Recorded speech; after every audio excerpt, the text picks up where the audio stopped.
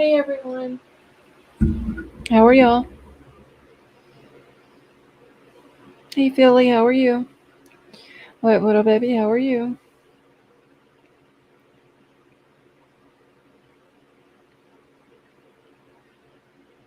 Hey Scott.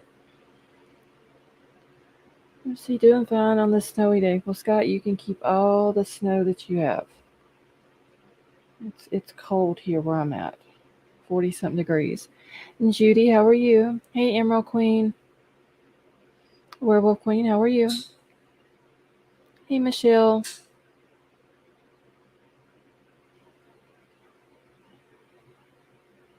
You went and took a shower before I started.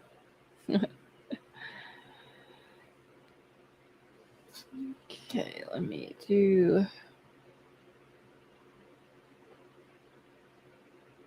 email is at the top of the chat. Hey Crime Crazy. Emery, how are you?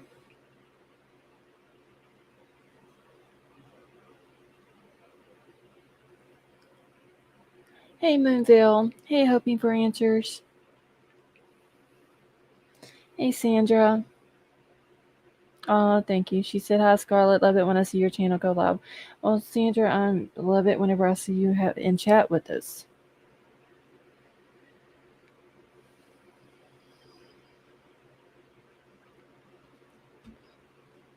Okay, hold on, y'all. I gotta get my things situated here because this mic is not positioned right or something. The heck.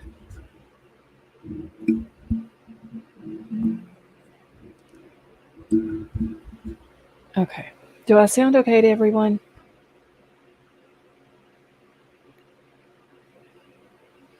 Hey Lights, how are you? Nina, how are you? Okay, so it sounds good. Thank you, Emery. Thank you, Scott. Hey, Cheryl. I don't know, it still doesn't seem like it's positioned right or something. I'll have to figure this out in a minute. Hey, Ray, how are you? Hey, Liza. Irene, how are you tonight?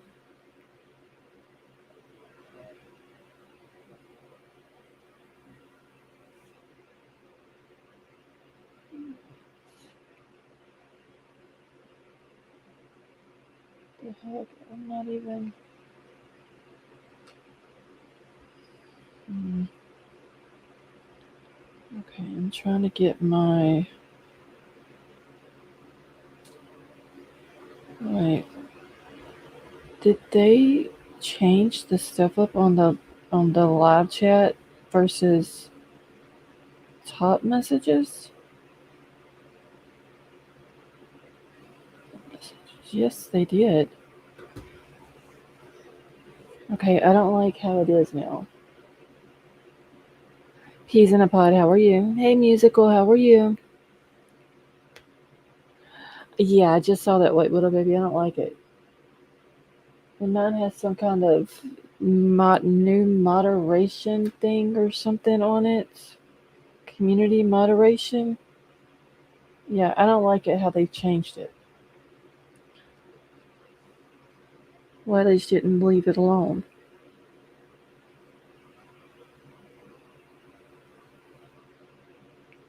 I mean, the other way was perfectly fine, so I don't understand why they didn't just leave it like that.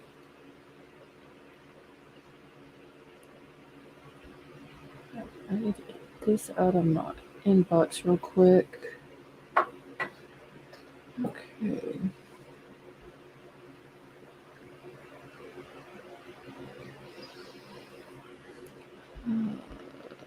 Give me just a second, y'all. Okay, mine isn't updated. It will probably take a week. Crime Crazy, trust me, you don't want the update. It's I don't like how it is. Before you can just either click on top messages or top chat or whatever or live chat, and on the phone it's completely different.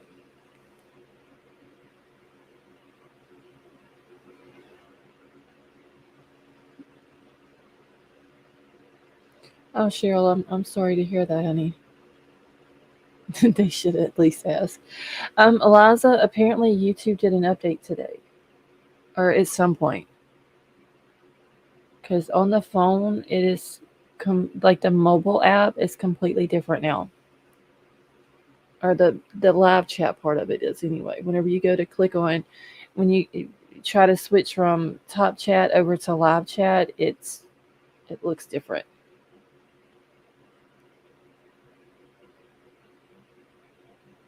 Yeah, live chat is now all messages, which I don't understand what was the point of changing the wording. Just leave it the way it was. What is it? If it's not broken, don't fix it or something. However it is.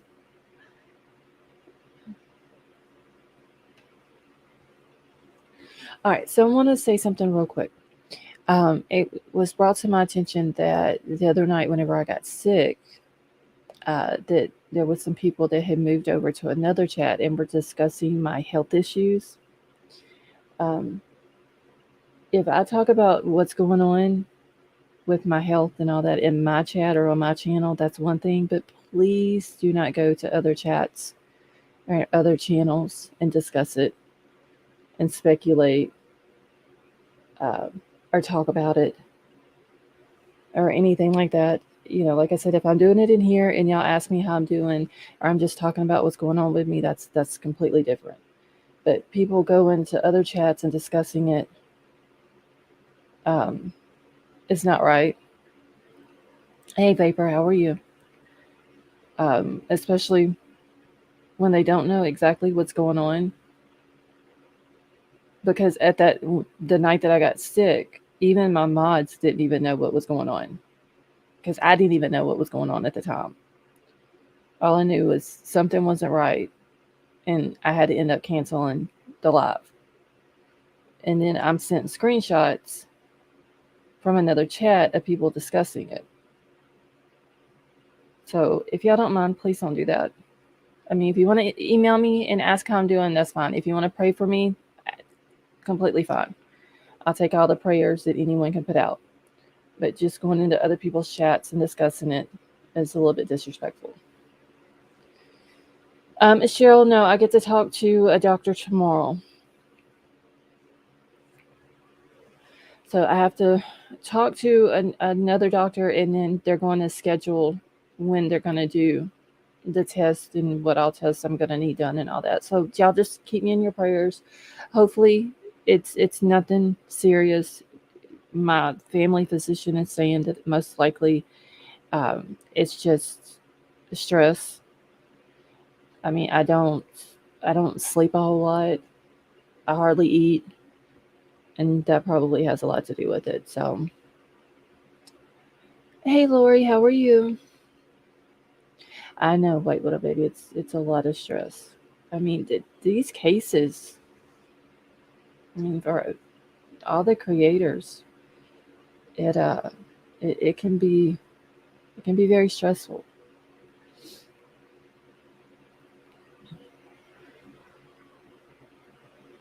And also, um, I'm gonna do the giveaway Friday night. Thank you, Emerald Queen. I mean, I feel better than what I did last week. Like I've got an oximeter here with me. I'm always watching my pulse rate. So far, it's been fine. It hasn't went back up. Um, Still a bit of chest pain, but it's not that bad. But I do feel a little bit better though.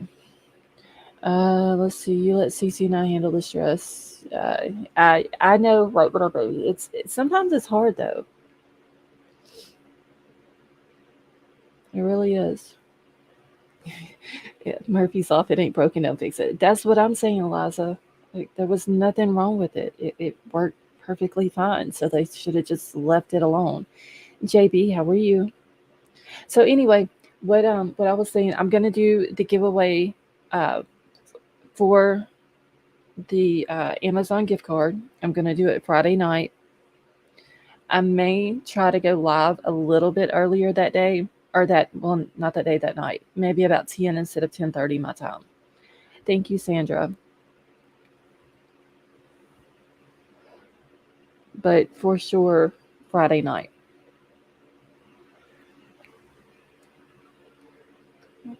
make sure I haven't missed anybody. Oh, Julie, thank you, honey.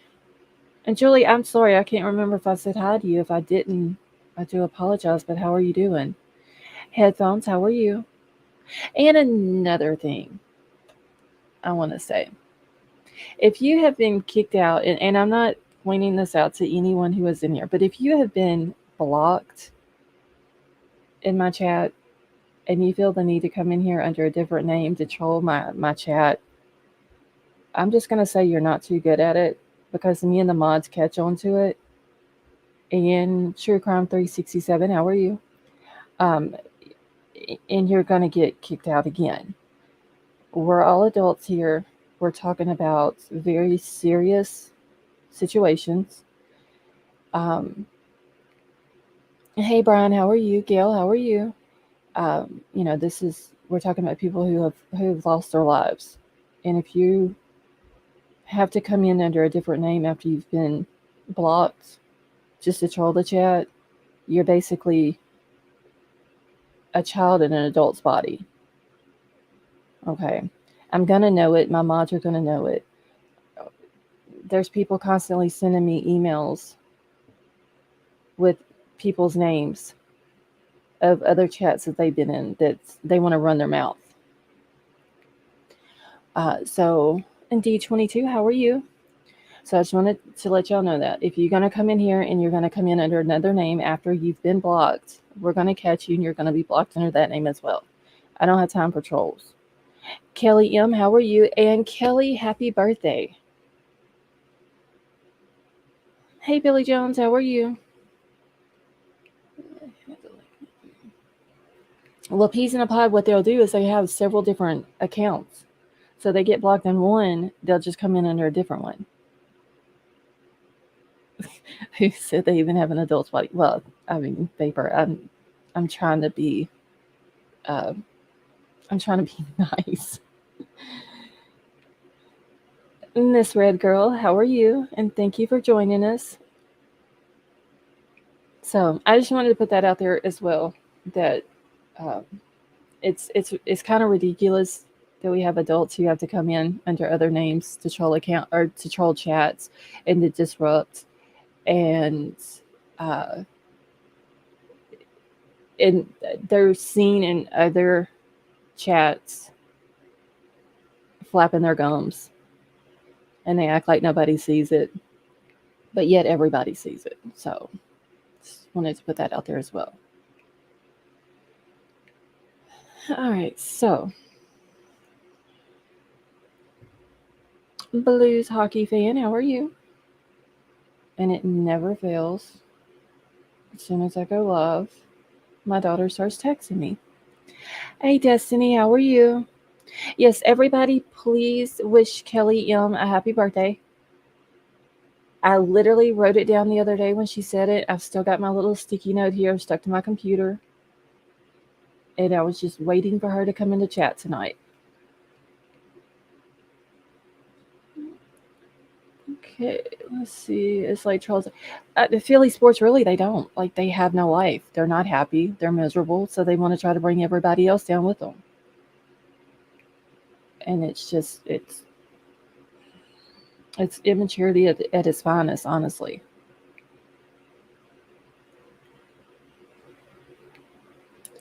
Oh, White Widow Baby done broke out the happy birthday song. Candy Smith, how are you? And thank you, everyone, for wishing Kelly a happy birthday.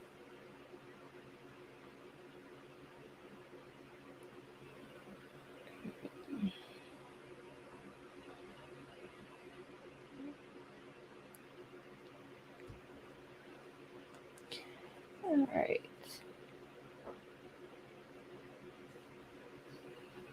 Let me get into my email. Mingville, have I said hi to you? I can't remember. Let's see, like my dog acts up every time I talk on the phone. KR, honestly, my daughter does it. I mean, she can literally just come into chat. I know she gets the notification when I'm live, but like she just rather text me.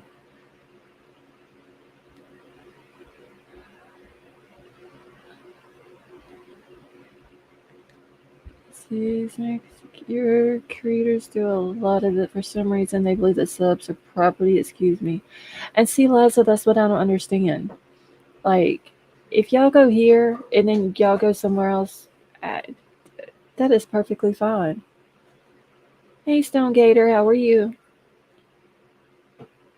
Some people though, just yeah, like you said, they get upset if they see their subs in another thing. But my thing is, if you're gonna be in another chat talking crap about me or people in my chat, then what is the point of even coming back into my chat? That's what I don't understand. Especially when you're in a chat and you're talking about people. Hey, Izzy, how are you?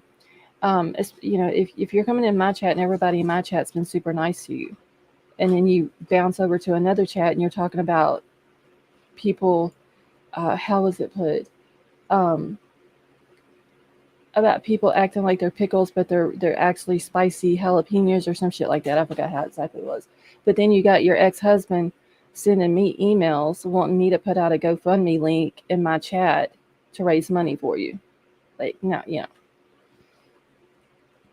I don't play the fakery.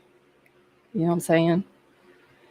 Okay, someone has made a statement that BK didn't do it. It was a drug dealer. BK. Billy, I've heard a lot of different things now that's been coming out about possible drug dealings and all this and that.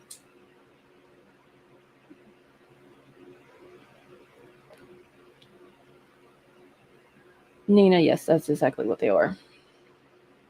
All right, so let me find my email real quick, y'all.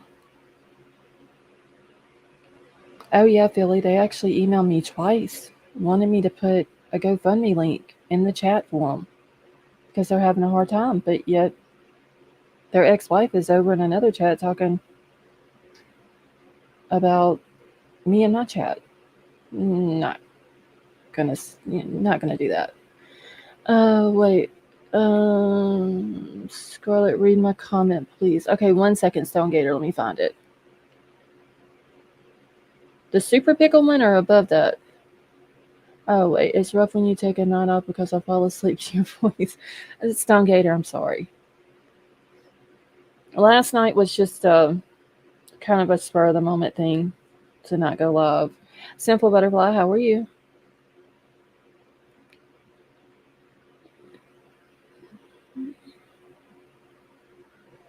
Okay, I'm still stuck on the fact he snagged the girl in the picture. She was at.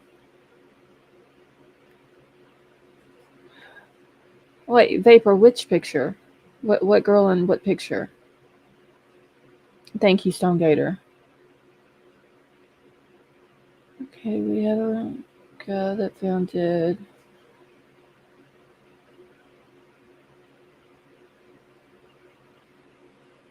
Wait, I need more info on the drug dealer and BK.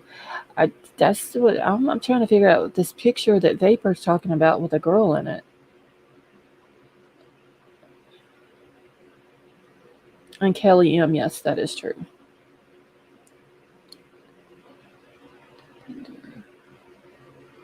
Alright, give me a second.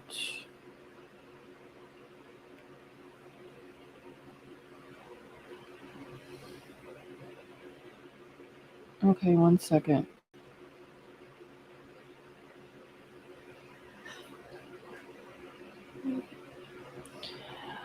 Yeah, that's the one. White Widow baby.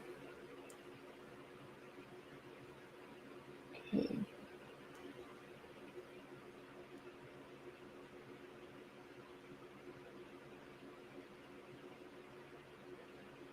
Okay. Okay, the Facebook picture I commented on yesterday. Facebook picture. Thank you, Nina. Okay, I must have missed the Facebook picture.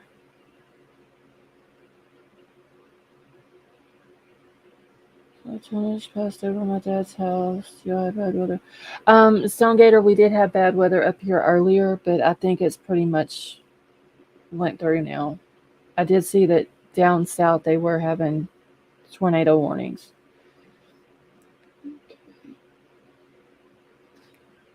All right, y'all.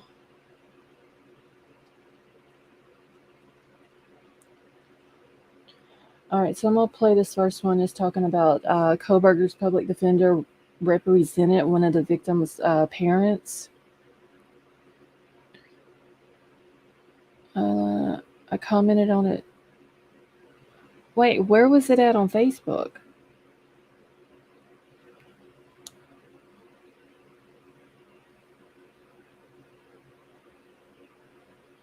Wait, what baby posted it?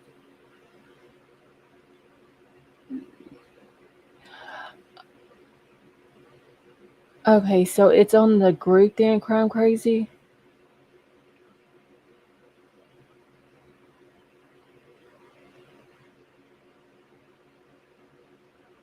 I have to go back and look. I'll check that out after. Uh, hey, Justine, how are you? I'll go check out that picture that he's talking about after the live. Unsolved Cases and News, how are you? Okay, they say Xana's mother is missing. Yeah, Cheryl, she is. She does have a she has a warrant out for it. And I have that information as well. Okay, they posted the car picture with the three of them. Okay, thank you, Crime Crazy. Because yeah, I must have missed it. The single picture. Okay, yeah, I'll for sure have to go back and check that out.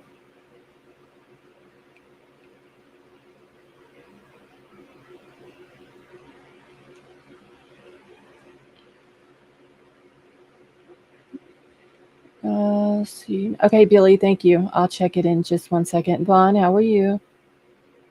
Okay, but the girl is out of his league also. I have to go check that out.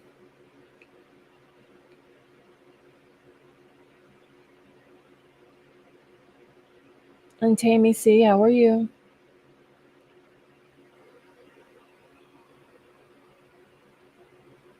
All right, so let me go ahead and get this one playing. And while this is playing, y'all, I'm going to mute out.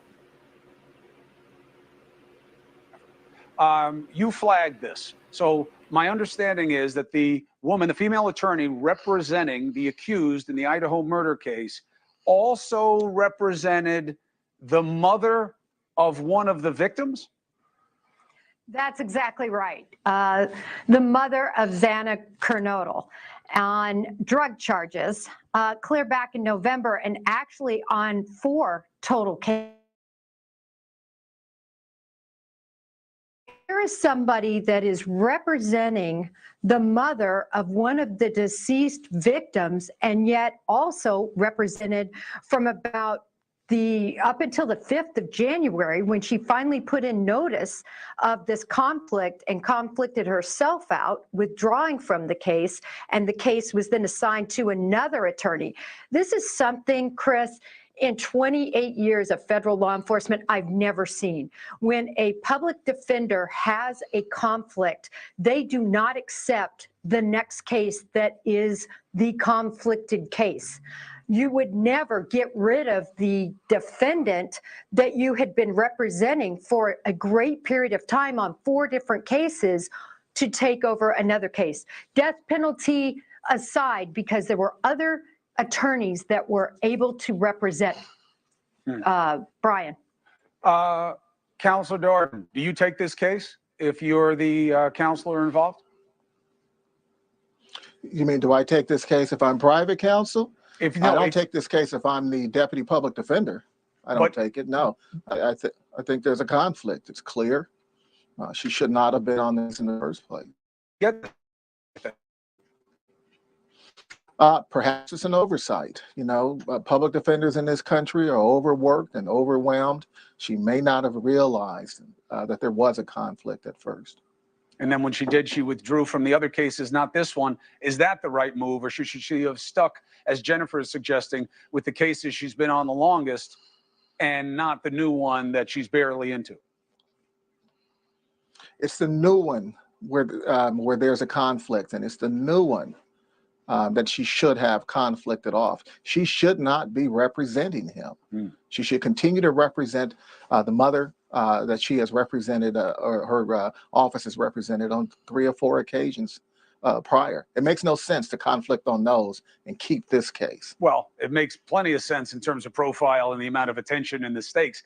We hope that's not what the decision was about. But Counselor Garagos, how does this play in to defense strategy? Is this just a procedural hiccup and now he has to get a new lawyer and it's just a delay? What does it mean? What's the net effect?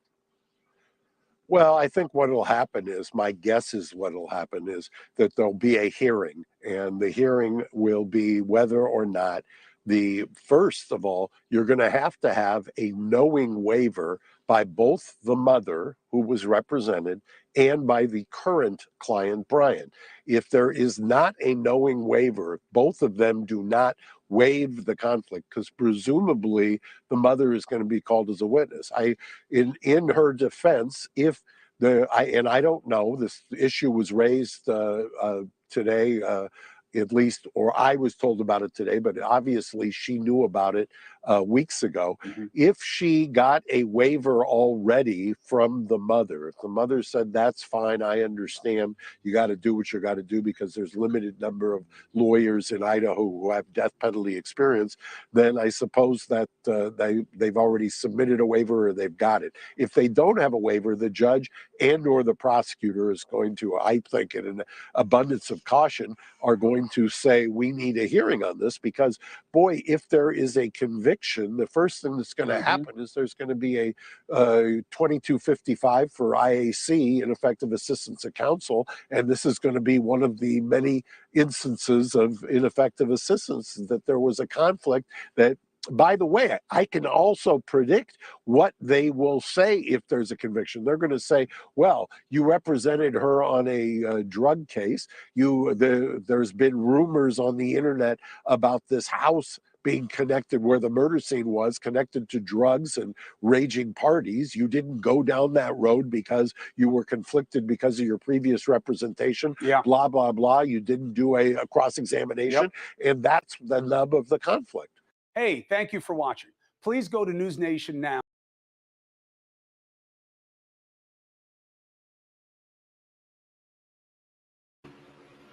Okay. All right, and then I also have the court documents.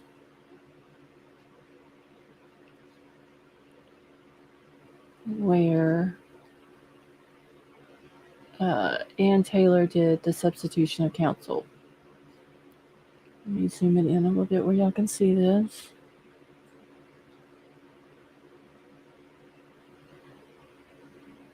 Pearl, how are you?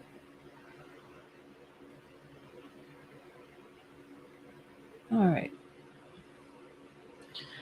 So it says, in the District Court of the First Judicial District of the State of Idaho in and for the County of Kootenai, I believe that's how you pronounce it.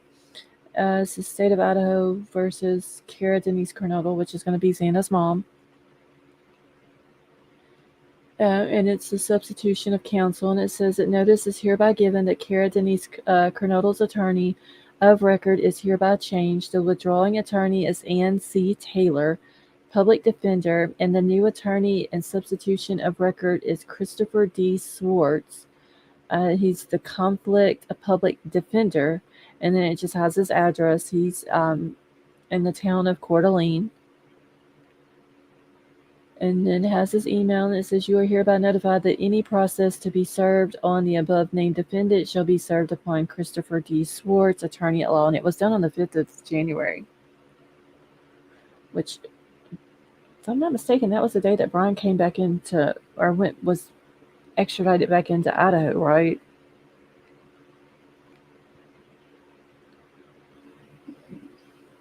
Candy, yeah, I mean, I guess the prosecution's okay with it. I don't understand why, if she was defending Xana's mom to begin with, why was she given Bryan's case? I mean, I've heard some attorneys say, and I believe that the guy that was just talking saying that maybe she didn't know that there was that she was her defender, or that there was even a conflict of interest. But I mean, Bryan's case is a very high profile case. It seems like before they assigned a public defender to him, like they would have checked all of that out. But I don't understand how she wouldn't have known, especially if she's defended Xana's mom on several other cases. Okay, haven't we hearing anything about how good or not so good the prosecution lawyers are? I don't know, Emery. We haven't heard anything at all about them. Emerald Queen, that's what I was thinking, that maybe she was given Bryan's case because she's more qualified as, I guess, a death penalty attorney or death penalty public defender. So I don't know if she's more qualified or if she's the only one that, because I know two of the public defenders wouldn't take his case. They like recuse themselves from it.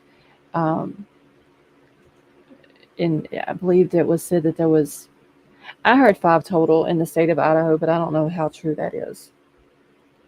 5 total public defenders, and she ended up with his. Okay, so wasn't Ann Taylor's position as public defender only temporary? Crime Crazy, I don't know. Rebel Ray, how are you? Candy, I think that's what it is. Because this case would have been the conflict of interest. Bryan's case would have been because she represented Kara Kernodle first. So it seems like the ethical thing to do would have been to stay on Kara's case and then do this document or substitution of counsel or whatever for Bryan and him get a different attorney. But like you said, maybe because it's high profile, she wants to stay on it, try to make a name for herself. GNC, how are you? Let's see. Does one of them have to change public defenders, or is she gonna? No, Miss Red Girl. Ann Taylor did the. Here, I'll bring you the document back up. She did a substitution of counsel, and basically now Xana's mom will not have her as the attorney, as the public defender. Xana's mom will now have an attorney by the name of Christopher D. Swartz out of Coeur d'Alene. Hey, Psycho, how are you? Maybe defense attorney saw the evidence and was like, yeah. I'm thinking, Psycho, that's what happened. Brooklyn, how are you? Hey, B, how are you? And no, honey, you're not that late. You're good. No need to apologize.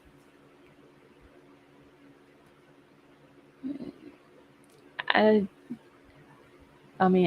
think she stayed on it because it's high profile. She wants to make a name for herself and all that good stuff. So, all right.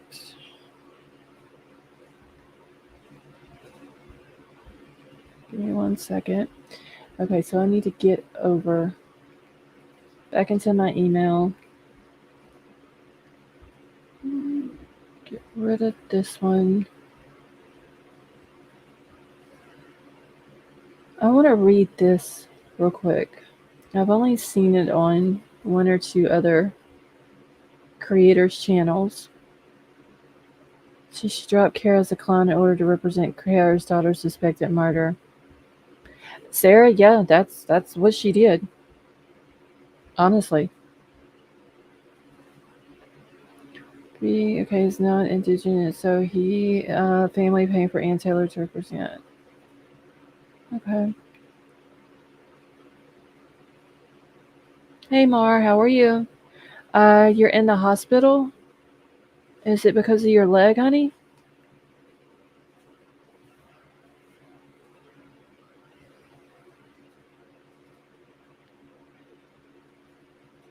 William, thank you.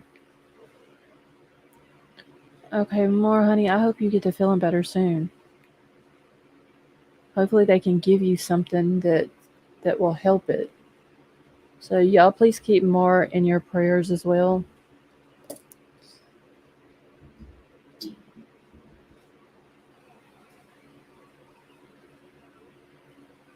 Okay. All right, so we've heard from Kaylee's dad how she liked to follow true crime. And I've come across this, I think it was yesterday. Yeah, on the 23rd. And I was going to share it with y'all last night, and then I didn't go live last night, so I wanted to still share it with y'all though. It's about Kaylee. She sees this lady who was from Coeur d'Alene and who was missing. She thought she seen her at the Walmart in Moscow, and she ended up calling the police and reporting the lady. Let's see. Let's see. Prosecutors should file a motion.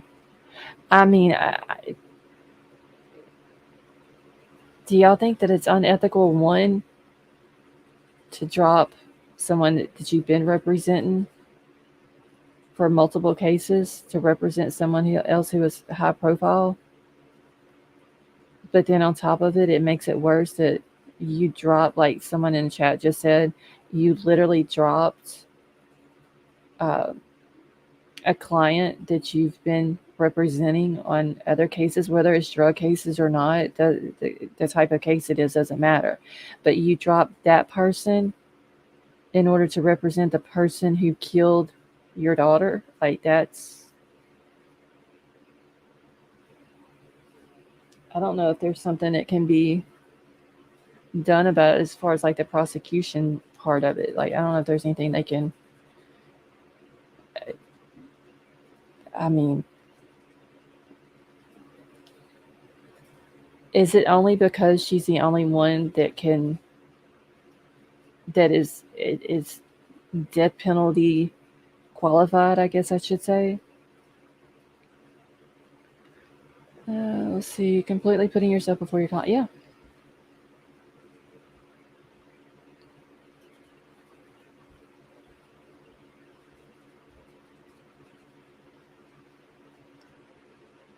Okay. Yeah. I don't know. Maybe there's something that they can do about it, because she knows a lot about Xana's mom. And now I have heard on an, oh shit, I can't remember the guy's name. He's the attorney. He's been on several, he's got his own channel, and he's been on several other channels. I can't remember what his name is though. But yeah, Gigi. Xana's mom was, she's got a couple of different charges on her. And the attorney that is representing Bryan Kohberger now, Ann Taylor, was actually representing Xana's mom in all of her cases that she had. Well, she ended up on January the 5th, she basically dropped Xana and give Xana's cases to another attorney and turned around and started representing Bryan Kohberger, which is the man who murdered this lady's daughter. And it's, I mean, to me, it looks like she basically did it because of the high profile case and wanting to make a name for herself. And yes, it is the lawyer. You know, I heard him saying that, but you know, even though he is, and I forgot exactly like verbatim how he said it, but because he can't get information from Xana's mom and use it in a trial to help with Bryan. Hey, Aaron, how are you? She should be, yeah, she should be. I mean, I just, that's.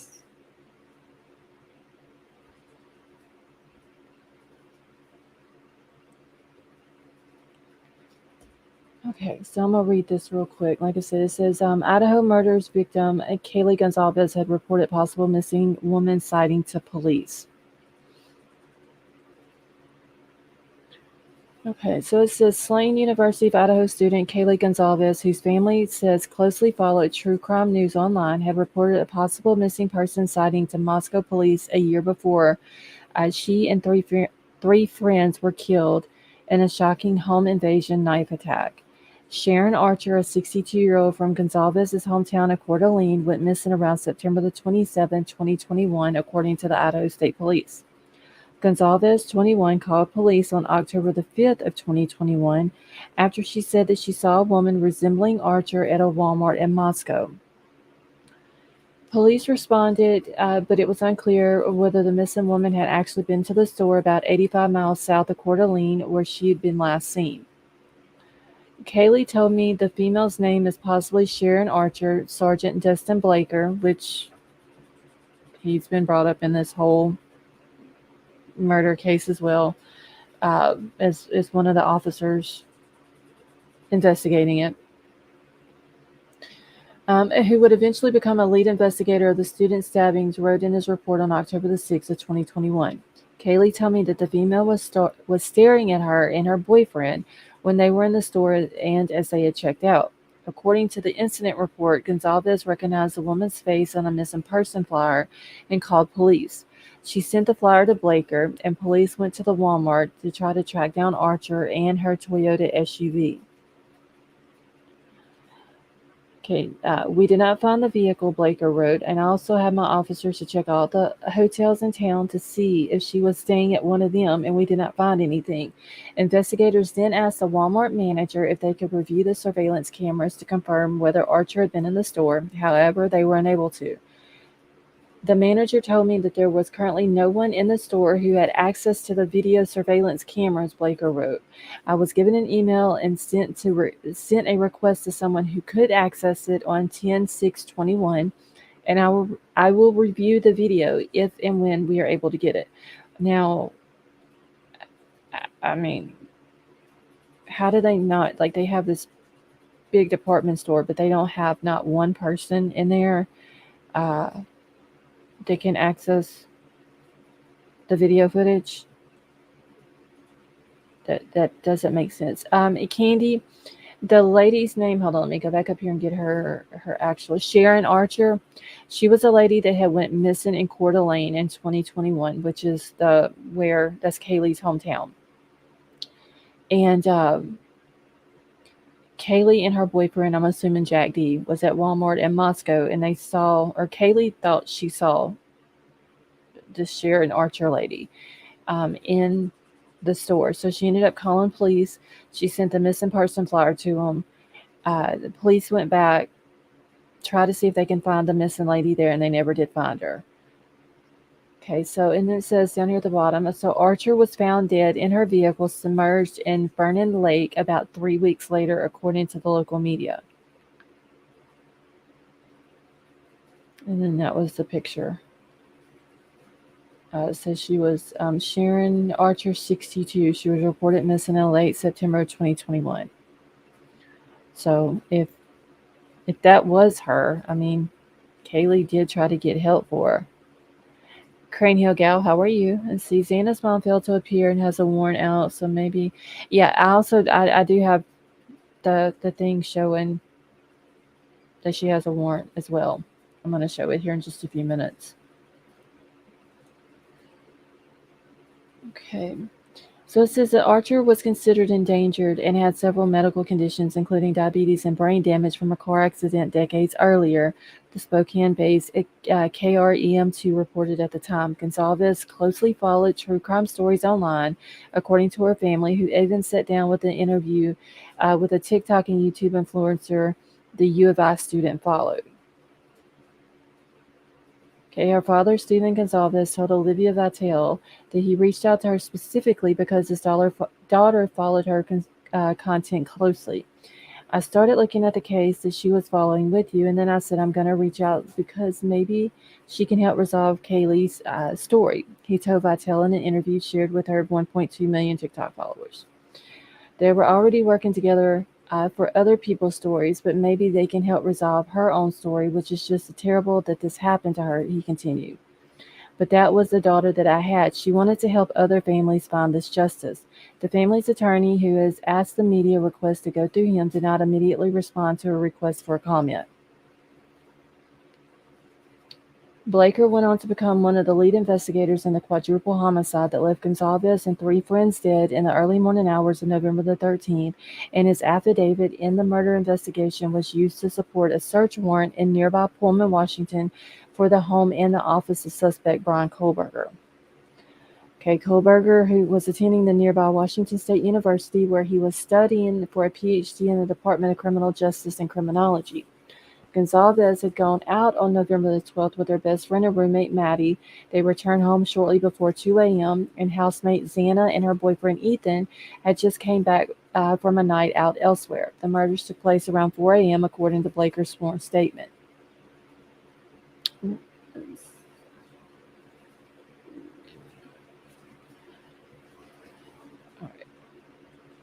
So all 4 were stabbed multiple times, according to the Latah County coroner, Kathy Mabbitt, but some of them may have been sleeping at the start of the ambush. One of two surviving roommates told police that she heard crying from Kernodle's room and a man saying, "It's okay, I'm going to help you." Then she saw a masked man with bushy eyebrows walk out the back door. WSU is about 10 miles from the University of Idaho, where all 4 victims attended the school. The attack took place at a house on King Road in Moscow, just steps away from the campus. So authorities in Pullman, just across the Washington state line, searched Kohberger's apartment and student office on December the 30th, looking for evidence in the slayings. They found nothing in his office, but found hair samples from humans and possibly also from Gonzalez's dog, fabric with dark red stains, and a single black glove, as well as other evidence at his apartment, according to the court filings. Kohberger faces 4 counts of first-degree murder and a charge of felony burglary, and he could receive the death penalty if convicted. He's due back in court June 26th for a preliminary hearing that could take up to a week. And I do know that they have the 26th, 27th, 28th, 29th, and 30th. So they got that whole entire week that they've set back for the hearing.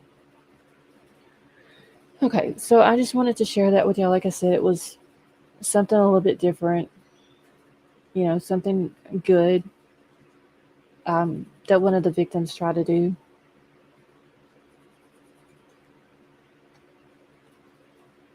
Let's see.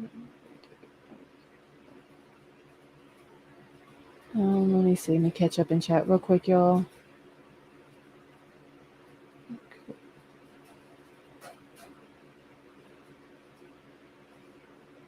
Okay.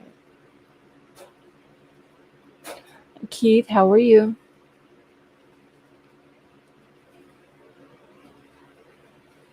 Hey, Satin Bee, how are you? Okay. Wait, what is this? Okay, so Crumb Crazy, I got your email. So it was the lady that Vapor was talking about was the Tinder date, right? Okay, one second, Vapor. Let me find it.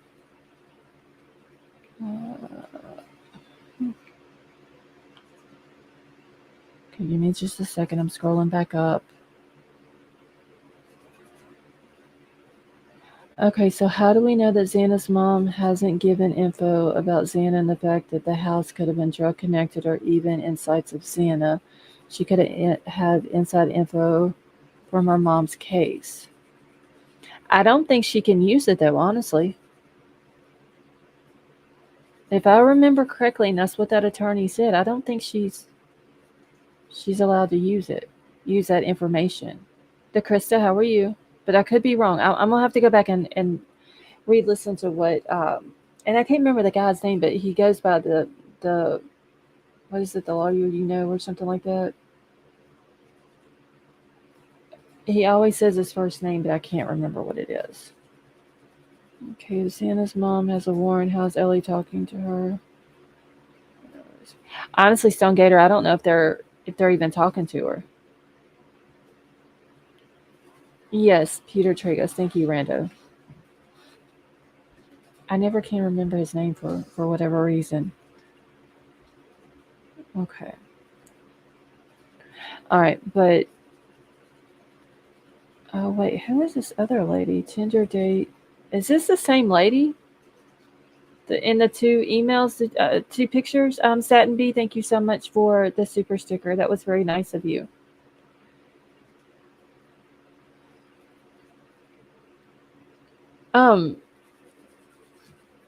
Crime Crazy. The two pictures that's in the email. I know one is the red-headed girl was the Tinder date, but is the blonde-headed girl? That's not the same girl, is it?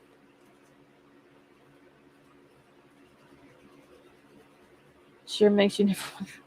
Candy, yeah, that's not a good idea. That's very dangerous, honestly.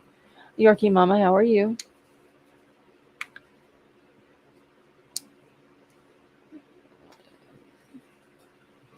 Yeah, unsolved cases. Xana's mom actually had Ann Taylor as her attorney first. Then when Bryan comes along, then she somehow, I don't know how the state issued him to her as well, but she ended up getting Bryan's case as well. And that's where the conflict of interest comes in. She should have told the state, no, I can't take his case because one of the people that he's accused of murdering, her mother is one of my clients. And she didn't do that. Maya, thank you so much for the super sticker. That was very nice of you. Okay, so Ann Taylor's the only one in the area. Okay. See, that's what I'm wondering. I'm gonna have to go back and look at her background, because I'm wondering if she's the only one that's qualified for this type of case. Okay, so if you have info on that, can you help your client not go to death row? Don't you think you would find a way around it if you have knowledge and you can figure it out? Yeah, but I mean, is it legally though? Like, I don't know. Honestly, she shouldn't have never taken his case. Because if she can figure out a way to get around it and use information that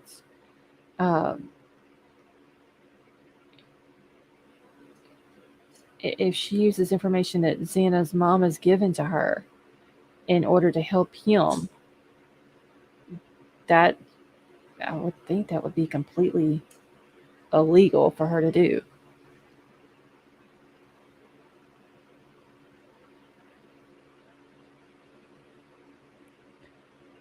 Okay, I don't know. I'm gonna have to read more into it though.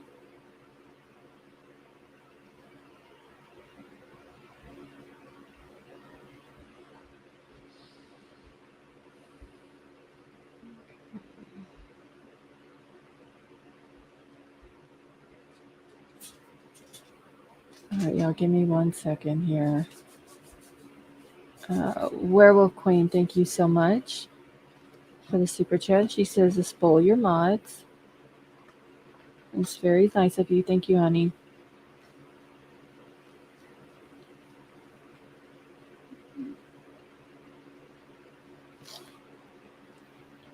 Hold on just 1 second, y'all. I just need to make a quick note on something.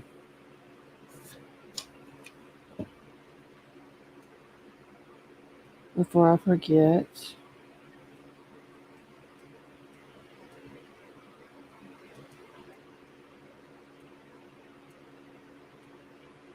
Okay.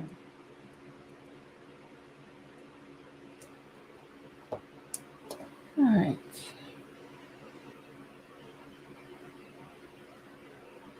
Okay. So.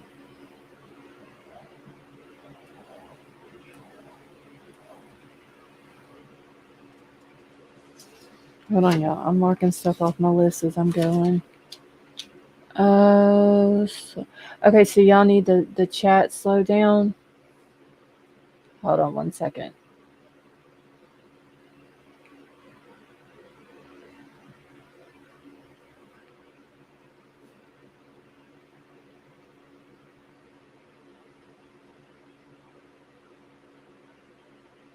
Yes, Stonegator, they did. I don't like it either. I don't understand why they had to change it.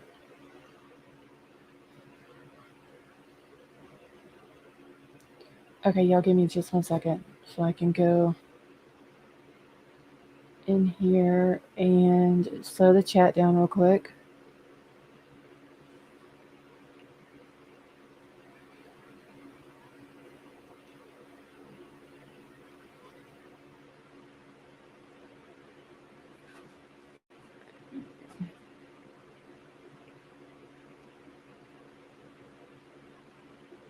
Okay, I think any prior bias or conflict of interest needs to be addressed. Judge. Okay, I'm just catching.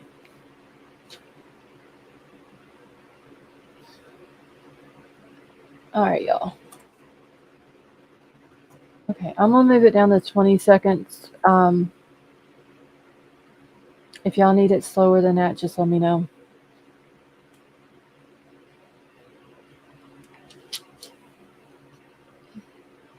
Banker Guy, they changed it where they didn't do it, I don't think, on computer, but if you're on your phone and you go to a live chat, and you're welcome, Sifa, and you click on the, what is it? It was top chat or live chat. Well, now it says top chat or all messages is what it says now.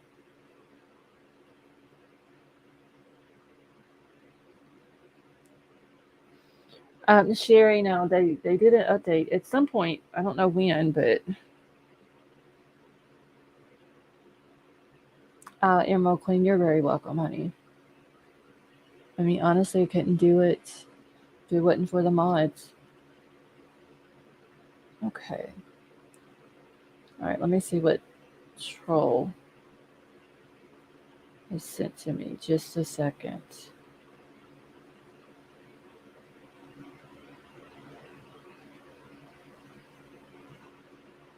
Hold on 1 second, y'all.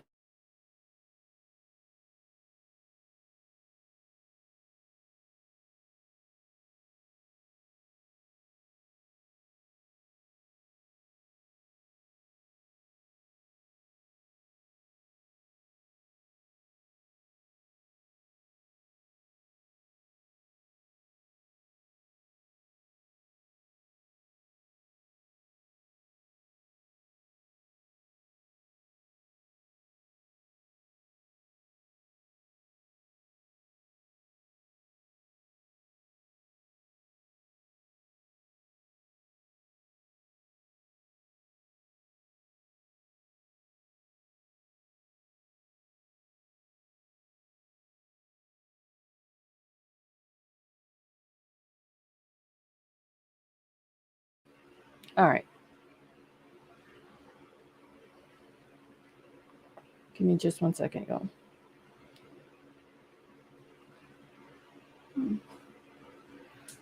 All right. So,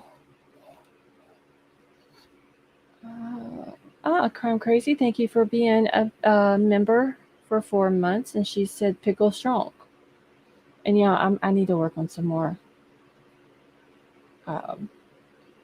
emojis this weekend too. Okay. Wait, where is, here we go. Wait, this isn't, hold on, y'all. I got to get it out of the email. Give me just a second.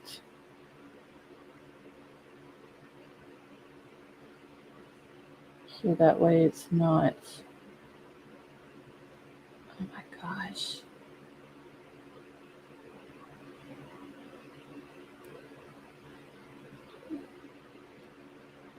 Okay.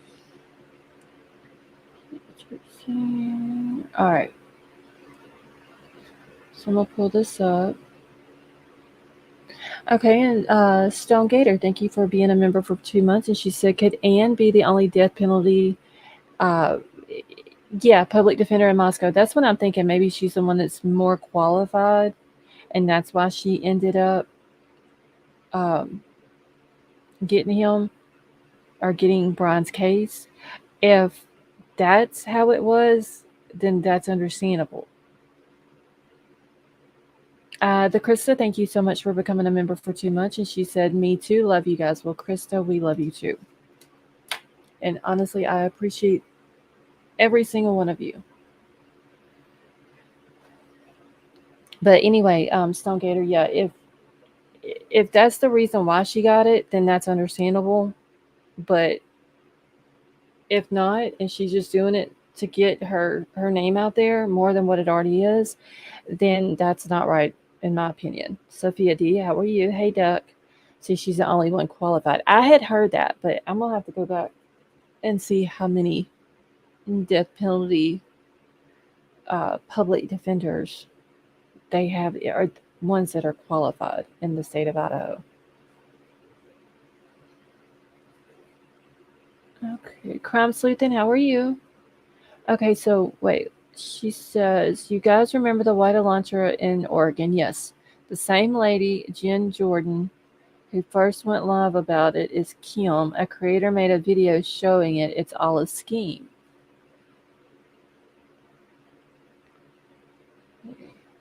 And Lady Jen Jordan first went live about it. Crime Sleuthing, do you have a link to that video that I can watch after my live tonight?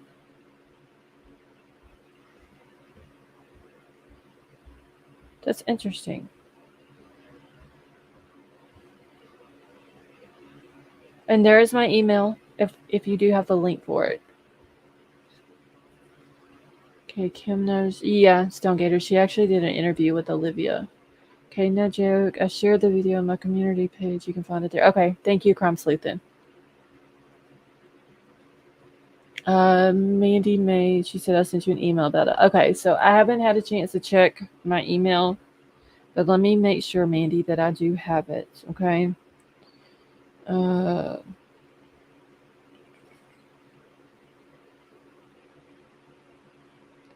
And Mandy, whenever you sent it to me, did you put your name in the subject line so I'll know that it's from you?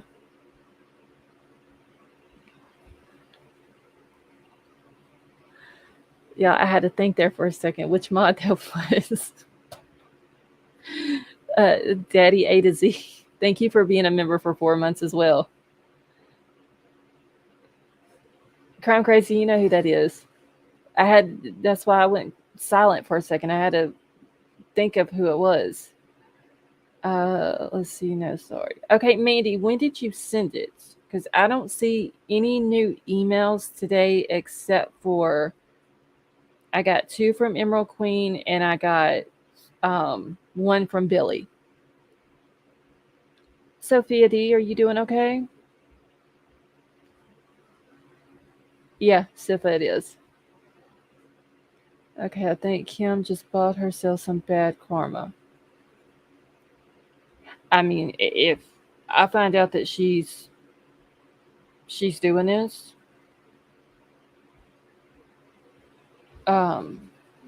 she's frauding people and all this. Y'all know me. I'll put it out there. Robo Queen, thank you so much. She said fuel for the donation train. Thank you, honey. That's very nice of you.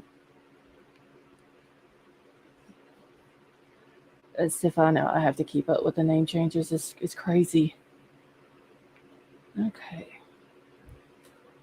Let's see. It was like 7 days ago. Hold on, Mandy. Let me go back and look. Okay. See, that would have been. That would have been when I was sick. That may be the reason why I didn't see it. Today's what, the 24th? So 7 days ago would have been the 17th. Okay, hold on one second. Let me look.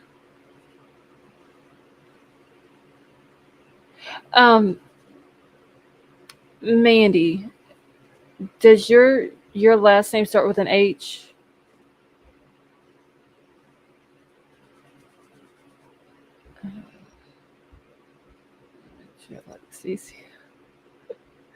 No millimeter, how are you? Okay, the video is like on my community page. I thought there was something fishy. Okay, Yorkie Mama, thank you so much for being a member for 4 months. And she says, so happy to be here and see you back. Thank you, Yorkie Mama. I appreciate that. Okay, so Mandy, I did get it. I got 2 of them from you. So I will check those out as well tonight. And I'm also going to get Crime Sleuth's thing from her.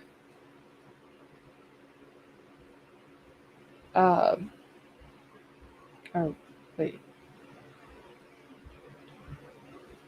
I'm going to check that out too. Roster, okay. And for sure. Okay, it's wait, what up, baby? Is that what you sent on Twitter?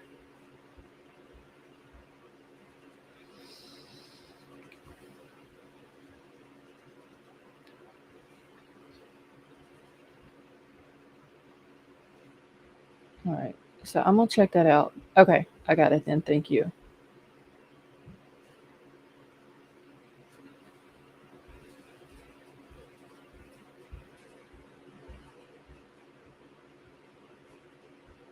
All right. Okay, let me go ahead and show this. If I can prove that she's doing it, y'all know me. I'm not. I will literally put it out if she's trying to scam people. Okay, I got my glasses. I can see 9 millimeter. That is awesome, honey. I'm so happy for you. So there's only 13 to choose from on the PD roster as far as I can tell. Casey, you're talking about public defender. The public defenders, is that what you're saying? There's 13 to choose from?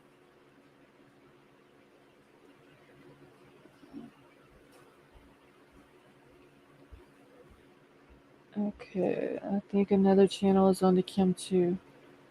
Well, I will for damn sure put that out. Okay, she's named creators from the circus, and then it's like this one I started from. So that was this thing. All right. Okay, so let me go back here. I'm gonna pull this up now. This is going to be from Ashley Banfield, and it has something to do with. Let me go back so I can get the title. So Bryan Kohberger sought police job months before the Idaho killings. So this is talking about the email that Bryan had sent over to the Pullman police chief at the time. Vivian, how are you? So wasn't Ann Taylor prosecutor too at one point? Yes, she was.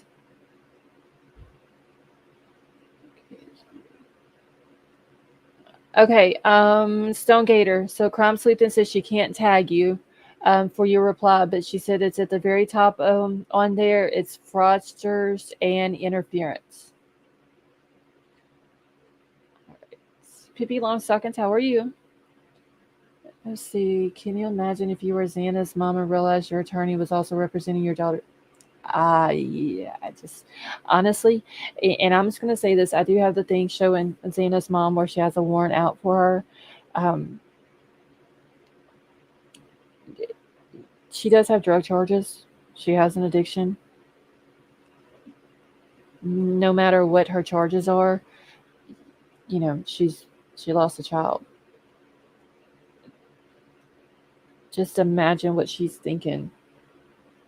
Like someone just said, your attorney that you've had for all of your cases is now representing the person accused of killing your daughter. It's got to be heartbreaking.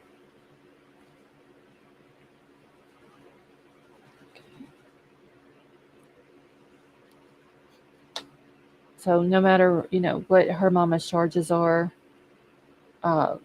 just hope that she gets better.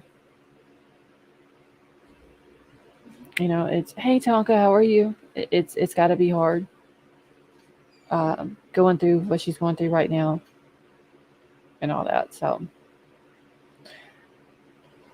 all right, so let me go ahead and play this. Never had, just my opinion. The Krista, it's like something she said that made sense, but then some things didn't. Even worse with drugs, also in dealing with her daughter. Yes, unsolved cases. That is true. It's got to be hard, you know. I'm not saying that her, whatever the reason is she got the warrant, like she should have taken care of her responsibility, but at the same time, just imagine the addiction, dealing with all of your court issues and going, getting arrested, and then your daughter being murdered. And Vivian, thank you so much for the super sticker, honey. That was very nice of you. Right. It's probably, I couldn't imagine, honestly. Hey Petey, how are you? Let's see, if the mail runs late or relapse, I couldn't imagine. Yeah, just,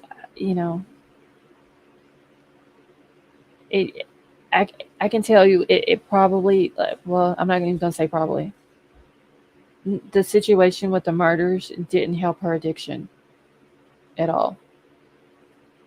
Honestly. It's a very sad situation. Okay. And Tammy, see, yeah,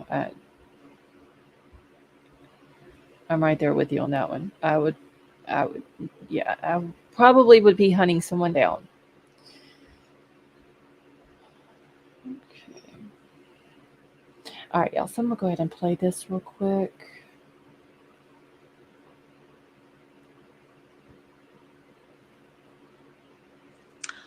All right, a couple things came across my radar today in the Idaho case, and I thought it was important to lay this out for you because there's a gag order. And so it's very, very hard to get information in the Bryan Kohberger, situation.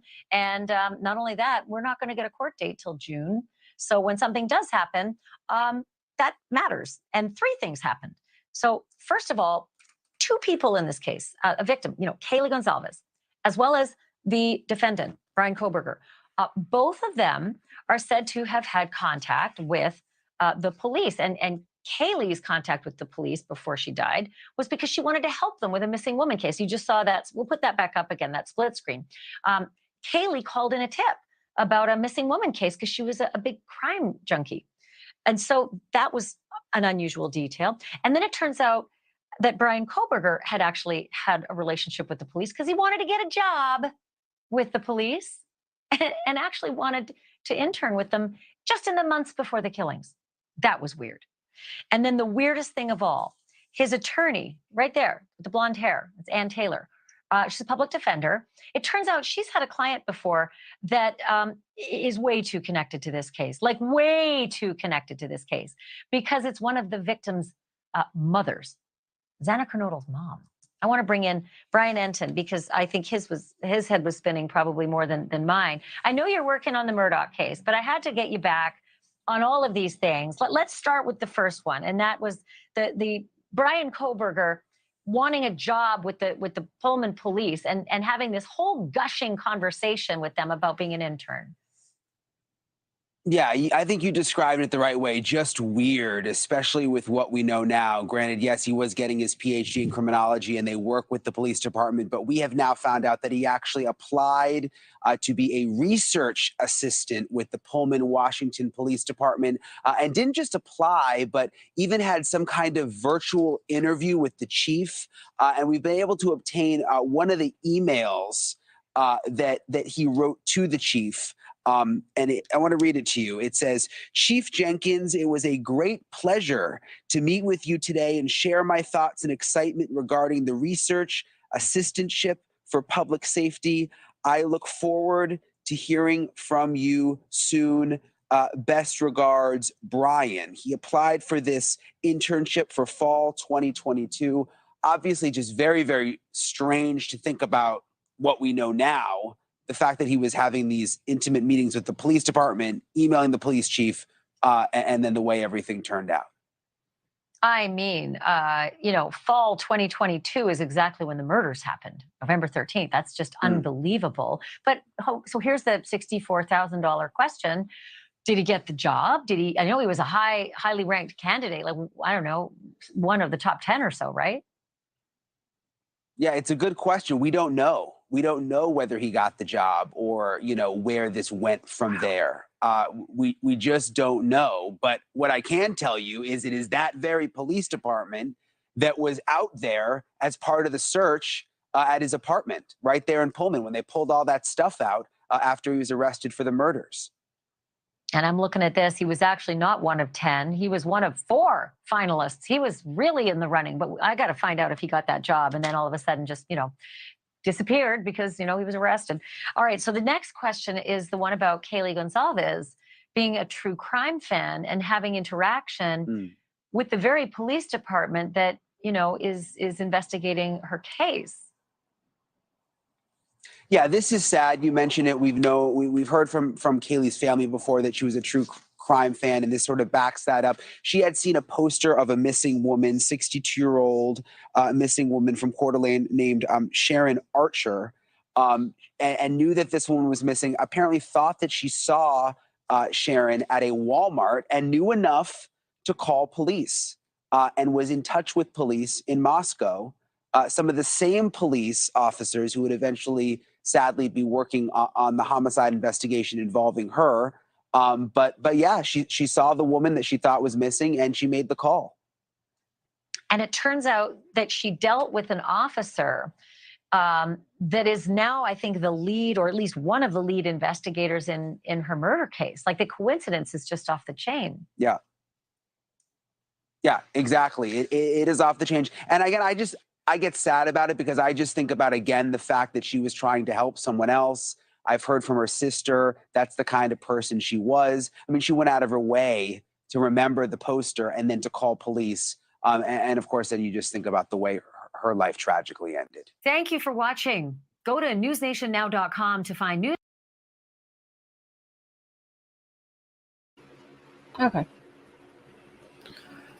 Yeah, if y'all haven't done so, can y'all please go hit the thumbs up for me?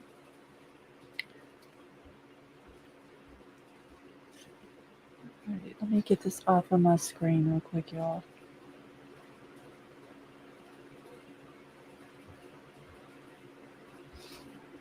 Okay. Get rid of this. FBI, shoot at the case from day 2. Let me catch back up real quick, y'all. Crime sleuthing. I forgot who it was at first said that about. It was People magazine that came out the other day when they were talking about that Bryan had slid into one of the girls' DMs, and now it's like everybody's been saying that.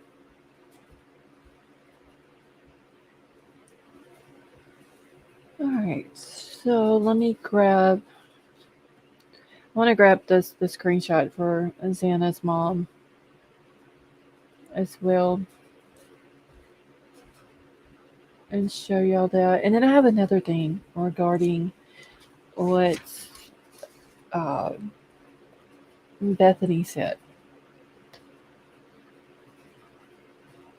about her seeing Ethan and Xana that night.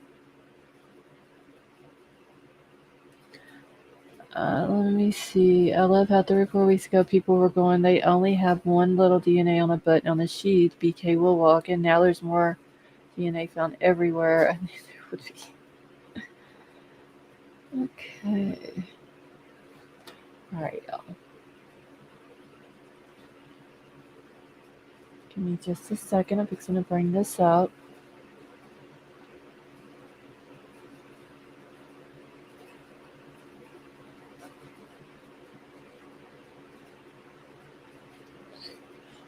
Let's see. wonder if he applied before he went to the View. Trying to play. Vivian, yeah, he actually, he had the interview with the chief April the 12th of 2022. Okay. So this is Xana's mom, Kara Denise Kernodle. KR, this is Xana's mom, and she is now wanted. This is her 2 charges. Failure to appear in possession of controlled substance. She has 2 different charges for it. See, report date was for January the 22nd of 2023, which was 2 days ago. So yeah, she does, Candy. She does have some drug charges, but at the same time, keep her in your prayers because she does have an addiction, which is, I would hope she would get help for it. But her having an addiction and then her daughter just getting murdered on top of her attorney, which she would have known about this come January the 5th. She would have known about it. Her attorney, who, like we have said, has been representing her for a while, is now representing the person who is accused of murdering her daughter. So that's not helping her addiction either. So if just keep her mom in your prayers, and hopefully she'll get to a point to where she wants to get help, because the addiction's not going to help her. It's just going to make it worse. She's she tries to get rid of the pain, but the addiction doesn't do that. So it's, yes, Gail, that is right. It's very sad. I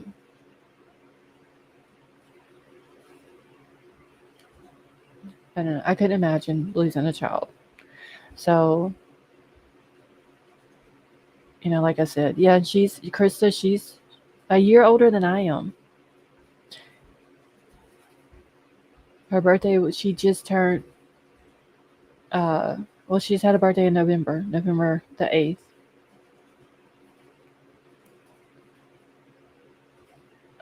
Let's see, I just watched News Nation about the case, and they said it was Xana's stepmother, not her bio mom. No, this is her bio mom. Now, Maddie's stepmom was also in trouble. She actually she has, I think, some drug charges as well. Okay, sad truth is that she'll probably be better off in jail. Tonka, that is true, because well, we all know there's drugs in jail, but yeah, maybe there's some kind of program if they can ever get her in there to where they can keep her in there. She doesn't bond out, that they can get her into some type of program, that will help her.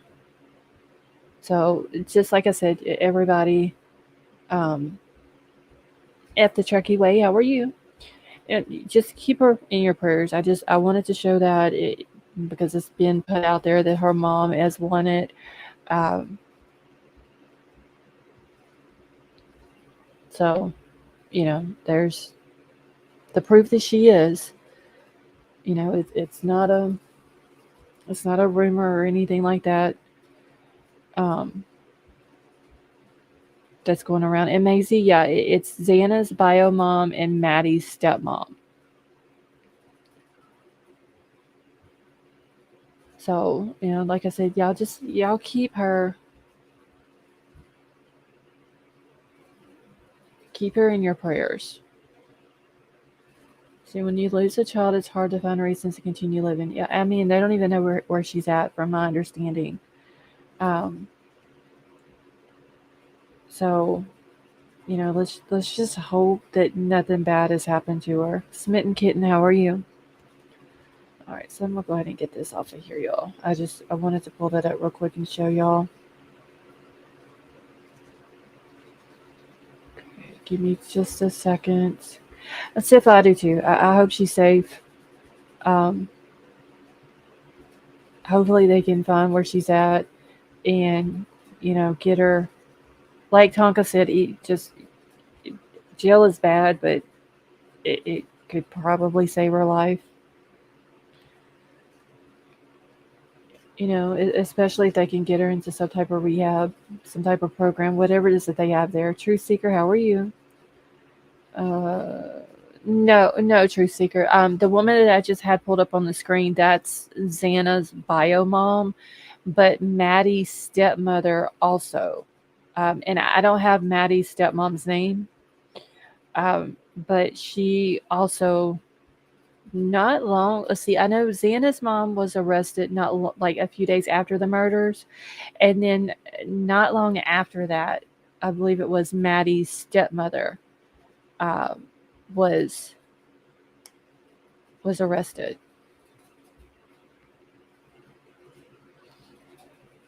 Okay.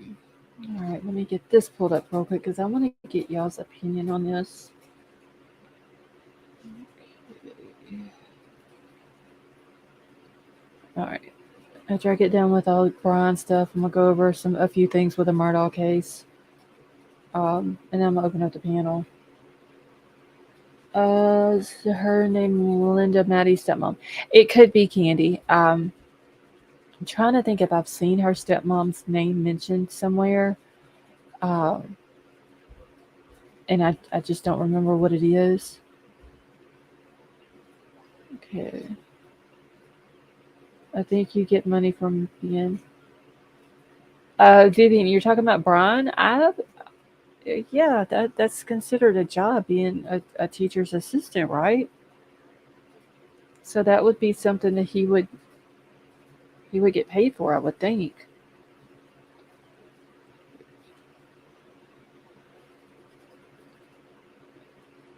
I mean, I would think so anyway. Okay, so BK's attorney is a death penalty qualified, is one of 13 in the entire. She's the only one qualified. A public defender in Northern Idaho capital case. Okay, thank you, Rebecca.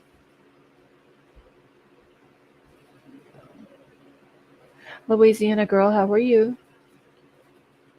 Yeah, I can't. You already have all these. You have the addiction, okay,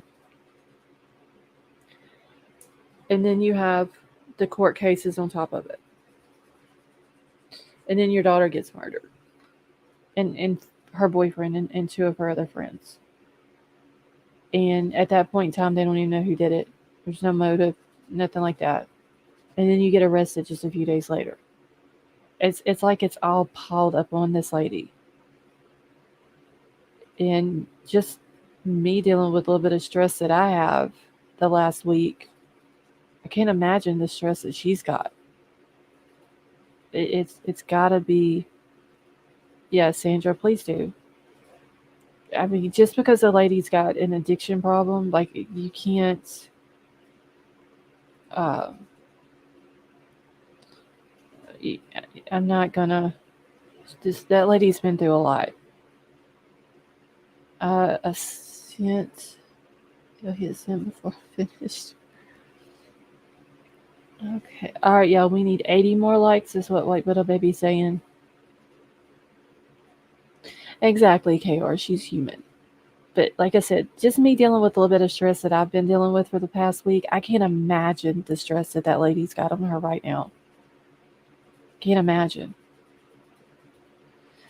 Okay, so he was Vivian. I don't know that to be a fact, but I would think that being a TA, I mean, you're basically doing teacher things. You're teaching class. You're interacting with the students, grading papers, stuff like that. I would assume that you would get paid for that. Maybe, obviously, not a teacher's salary, but I would think something he would get paid.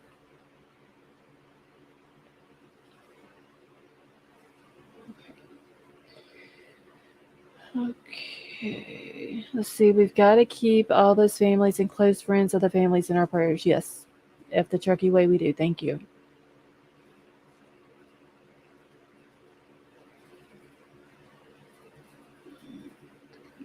Okay. Hey, Gregory. How are you? Let's see. You only work 2 days a week, 1 hour class. So she really had another job or something. Okay. Yeah, because I mean, just working. I mean, even on a TA salary, he's probably not gonna um, be making enough money to live off of. My 2 kids and my husband died 6 years ago. Waking up every day knowing. Oh, Louisiana girl, I'm so sorry, honey. I'm sorry. I'm sorry to hear that you have to go through that.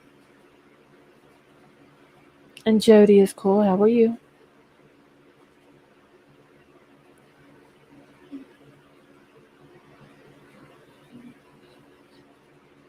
Let's see. He may have had student stipend as well. That could be it.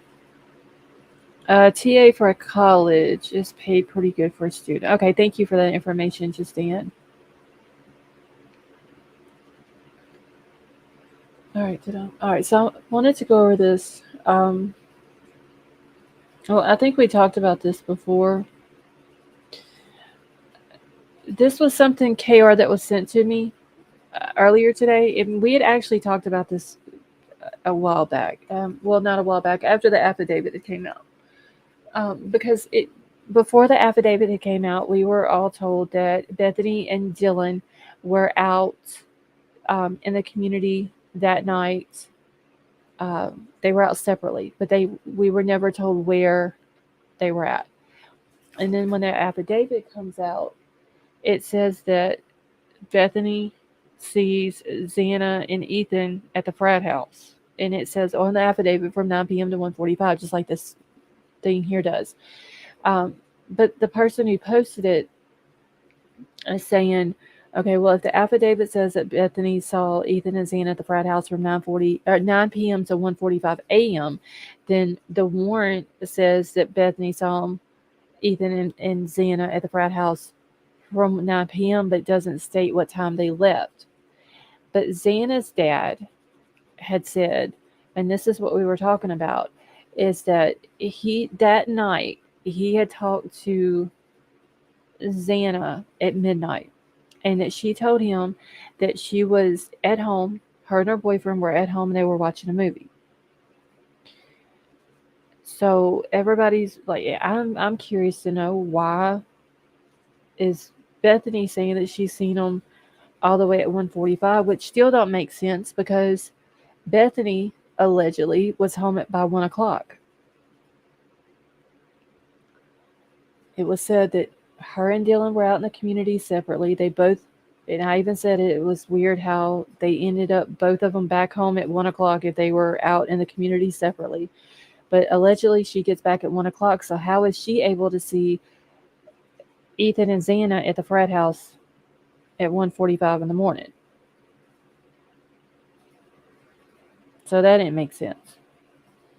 Then if Xana talked to her dad at midnight and told him that she was at home watching a movie with her boyfriend, then why is Bethany saying that they were still out at the frat house until 1:45? Because that's what they're saying.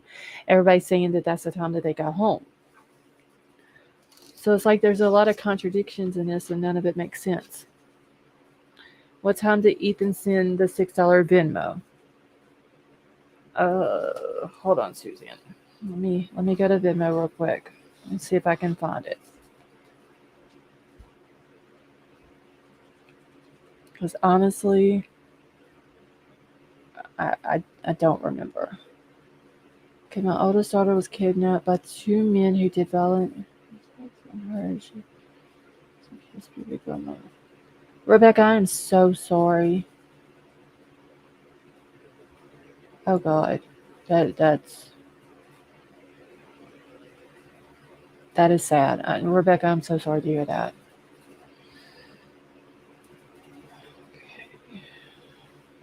Let me find Sienna.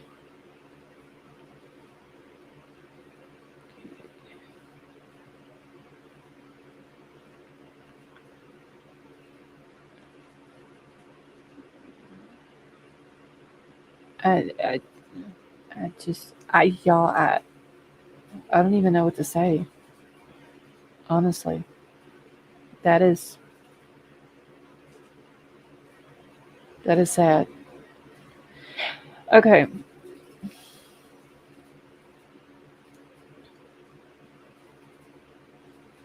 Oh, it doesn't. Does it have a time on here?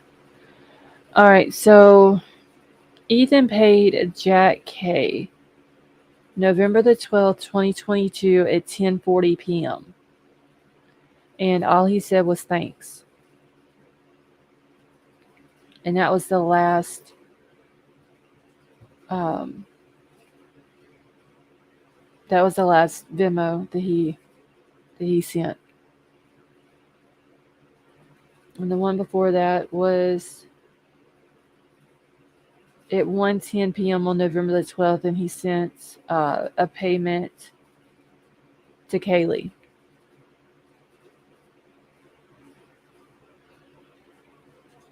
And then he sent another one to Kaylee at 12:59 p.m. on November the 12th and just said thank you. So he actually sent, 12:59 and then at 1:10. So he literally sent two within like 11 minutes to Kaylee.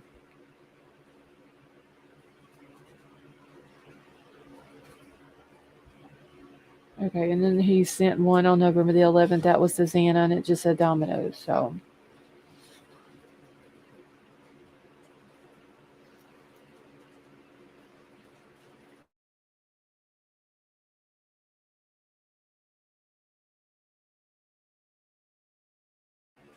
okay. I had to sneeze, y'all. I'm sorry.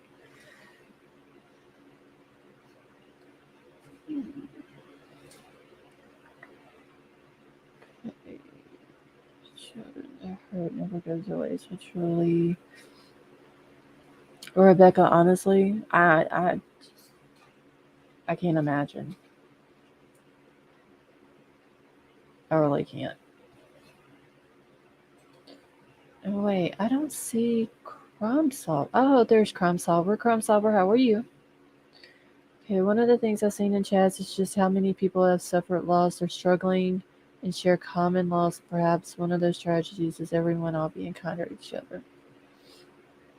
Yeah. I mean, it doesn't cost anything to be kind to anyone. It really doesn't. Let's see. Did you notice in things taken from BK's apartment? Red stain on pillow, not tested. Stain on mattress covers. Brown spots tested. So, what were the results? I don't know. Justine, they're more than likely they're not going to release the results. We probably won't know what those results are until they're brought out in court. And Stone Gator, I don't know if she was or not. I know that her and her dad were. And that's why I have a hard time with this, where the dad is saying that Xana was at home, that he talked to her at midnight, and she told him that she was at home with her boyfriend. They were watching a movie. I don't think she would lie to him. And I'd even brought it up before. What about, what maybe did she just tell him that? But and everybody, whenever I would say something about it, they would blow it off or whatever. I don't think that she would. I don't think she would have a reason to lie to him. Honestly. Louisiana girl, you have a good night too, honey. Okay, if all talk screens are clean, no reason for immediate release. If she had pizza, she wouldn't order. No, Simple Butterfly. The pizza was from November the 11th. Is was the dominant? Well, Ethan has sent Venmoed um, Xana money for, and it just said Domino's. That's all it said on it. But that was for the November the 11th. Everything else, it was like the 2 Venmo payments to Kaylee, um, and then one to Jack K. They were all on the 12th, November the 12th. Something strange going on with Ethan. Okay, I hate to say it, but I agree with Bryan. Something strange going on with Ethan and Xana that night. I just want to know where they were actually at. Were they really at the frat house from 9 p.m. to 1:45? Or were they at home like her dad says at midnight watching a movie? And how would Bethany know that they were at the frat house from, like, I could get from 9 o'clock till 1 o'clock because allegedly she was home at 1 o'clock. But how would she know at 1:45 that they were over at the frat house if she was home at 1 o'clock? That doesn't make sense. I sent you an email. Yeah, hold on, Stonegator. Let me make sure that I got it.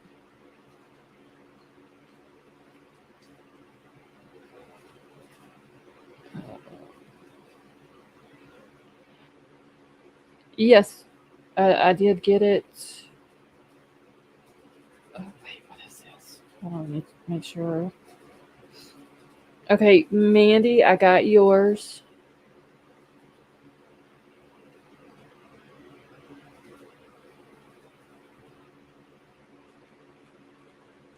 And Mandy, I don't see.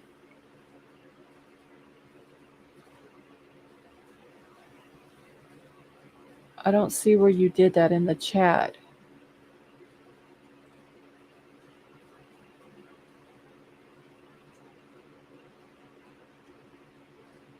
Oh, wait. It says yesterday.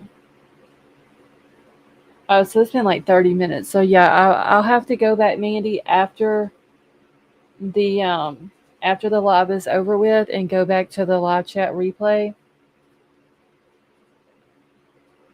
And then I can delete it from there.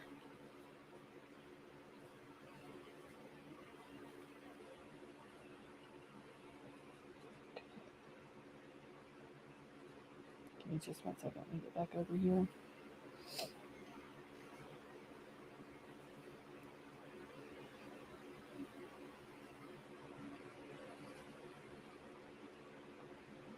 Okay. All right. I'm making sure I'm caught up on everything. And has anybody seen Baby Boop in a while? While I'm thinking about it?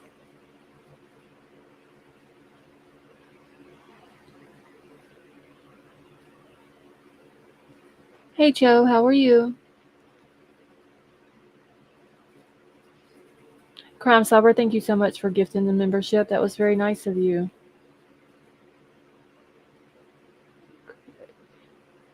All right, and the suspect way got it. Okay, let's see. White Widow Baby, I'm going to have to email her and check on her. I know she was in here. Was it last week or week before that?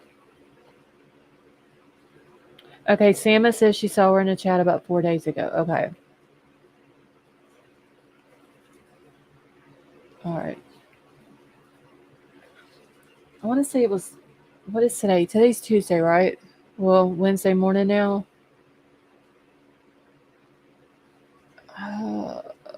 It might have been over the weekend I seen her in here. But I'll have to email her, though, and check on her because I know that she was, she's not in the best of health. So, yeah, I need to check on her. Give me a second. I don't like I'll have to go and click on 2 or 3 things to get all the messages. Because she came in late. Yeah, I remember seeing her, Sifa. It was probably about a week ago. But I haven't seen her since then. And usually she emails me about once a week, but I haven't even gotten an email from her. So I'm going to have to email her after the live and check on her, make sure she's okay.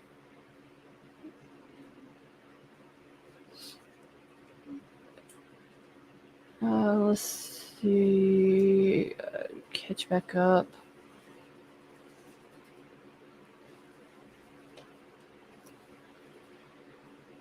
Okay. All right. So I'm going to go ahead and drop the link. I'm going to also go over some stuff. Has anybody been keeping up with the Murdaugh case? Hey, Deidre, how are you? Okay, so I wonder if DM heard noises. Why didn't Xana hear noises and respond? And Deidre, you mean why didn't? Are you meaning why didn't Xana, or why didn't Bethany?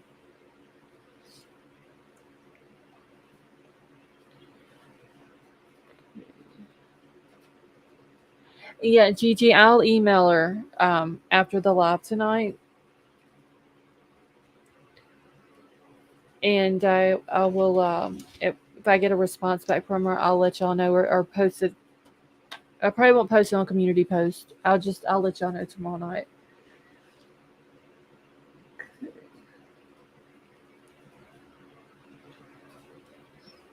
Emerald Queen, you're very welcome, honey. Let's see. I'm interested in the Walsh case. Don't know anything about the Murdock case. Yeah, Candy, I haven't. Like, the only thing I've heard on the Walsh case was that there was some items found, and then what her husband had searched for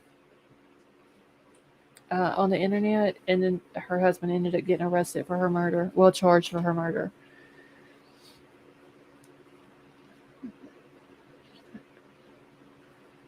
So you've been typing an article about the Baldwin case. How embarrassing. And Maisie, the Baldwin case is another interesting one. And you're welcome, Gigi.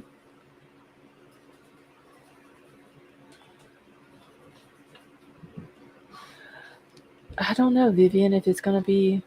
I mean, I would think that it's a slam dunk, but there's like... I haven't really kept up with it as much as I have... as I have this one. Or, well, the Idaho 4. But I'm trying to catch up on the Murdock stuff, just because the court started yesterday, and it was 2 days of jury selection. They're saying tomorrow they're supposed to go into opening arguments. Hey, Aura, how are you? So I'm gonna try to keep up with it, because I mean, there hasn't been anything new came out with Bryan or the Idaho 4, so I'm gonna keep an eye on it. But I need to move on to something else as well while there's nothing new on this case. And if anything new comes out with this, then yeah, I'll be sure to bring it out.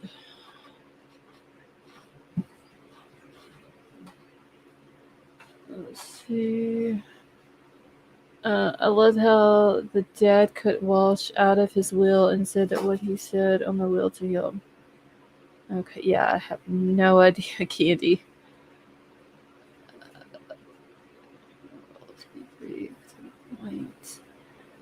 Okay. All right, let me just... Stone Gator, you think she did? That she messed the case up?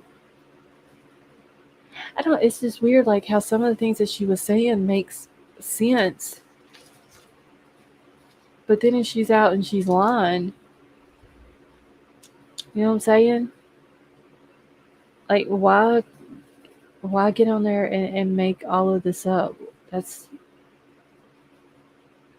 crazy. Like, you would literally exert that much energy into something that's not even the truth. I'm crazy. Let's see. JLR will find anything to post about the Idaho 4 case. Yeah, I can't. I'm still trying to determine if that was him in the picture. There's a picture of Alec Murdock getting out of the van yesterday morning at court, and there's media like around him, and you can see Bryan in the back. But I could have swore that I seen JLR stick his head out of the bushes to get a picture. Interesting. Somehow it took 5 Delphi's. That's crazy. Tickle me, Elmo. How are you? But yeah, it's crazy with the Delphi case how this guy was literally in that town for 5 years. Was working at a pharmacy with his wanted picture right next to him. It's weird.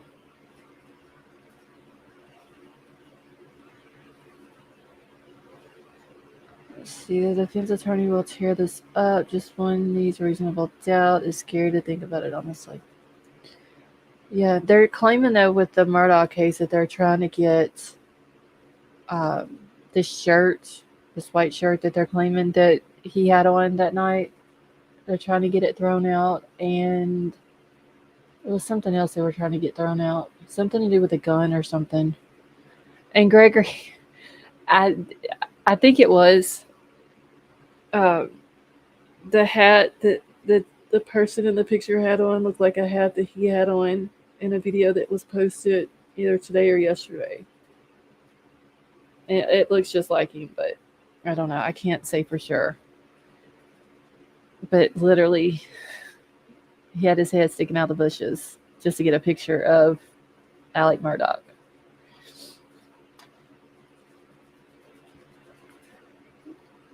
Okay, this is the court. Okay, hey James, how are you?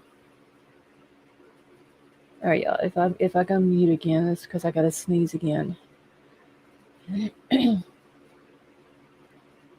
All right, so I'm gonna go ahead and play these. I got like 2 videos for the Murdock case. I just need to play them. That way I can get them out of my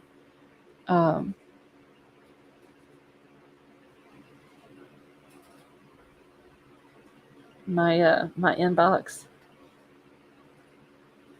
Hold on one second.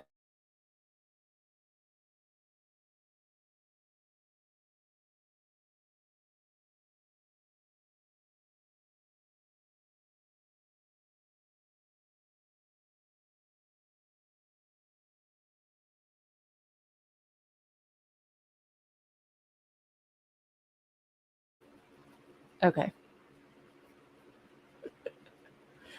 Sifa, I saw her comment and I had to mute for a second because I was laughing. I'm sorry. All right, y'all.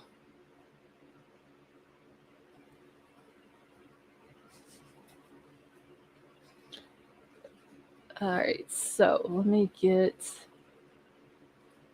I don't know which one of these is. I don't think I have a particular order.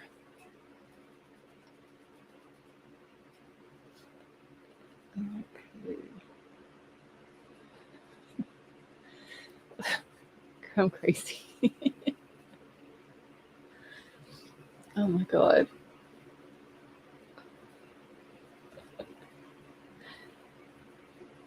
Let's see, does this mean nothing else would come out from now? Bryan, you mean with the Idaho 4 stuff? No, there'll still be stuff coming out. It's just, I don't want to sit here and be talking about the same thing over and over and over every night when I can be working on another case and then also be watching this one in the background. And as soon as something comes up with it, come out with it. You know what I'm saying?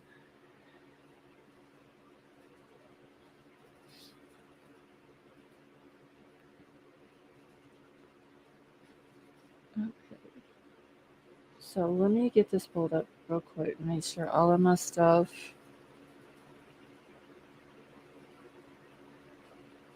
Let's see, wait, do you enjoy having your daughter with you? Mom wants to. Yeah, I think it's sweet to share. Crumb Sleuthing, you're asking me, do I enjoy having my daughter with me? Is that what you're saying?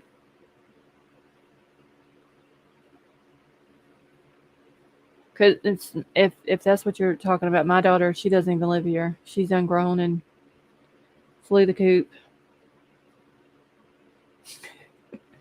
Candy, thank you for that laugh. Seriously, I seen it. And I had to mute for a second because I started laughing.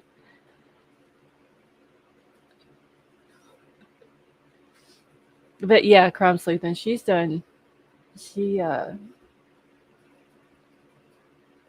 grew up on me. She's grown, done left off working. So yeah, well, Eli, both of my boys are still here.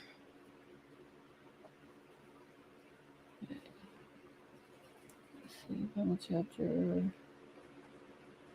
Is Sifa your daughter? Sorry, she keeps calling you mom. Oh no, crime sleuth, and Sifa's a boy. He's my adopted son.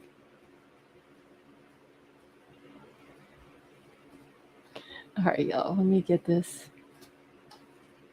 See, I sent you something I just found, but I really wish that the link I sent you first was still around. Okay, Mandy, while I'm playing this, I will go check my email.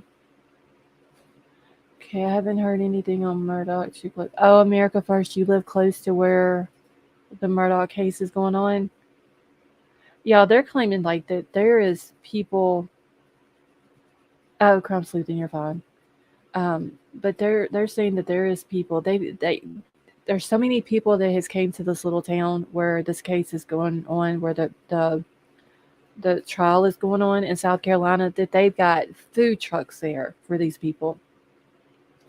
That one of the media places ended up renting a shed, like a little storage shed or whatever, and actually had the shed pulled into one of the parking spots at the courthouse. There's people somewhere that's like right there close to the courthouse. They said that they had 12 parking spots left, and that they're charging, was it $50? $50 a day. Because this court is supposed to last until, I think it was February the 10th is what they're expecting it to last to. And these people are wanting $50 a day for parking spots. That's,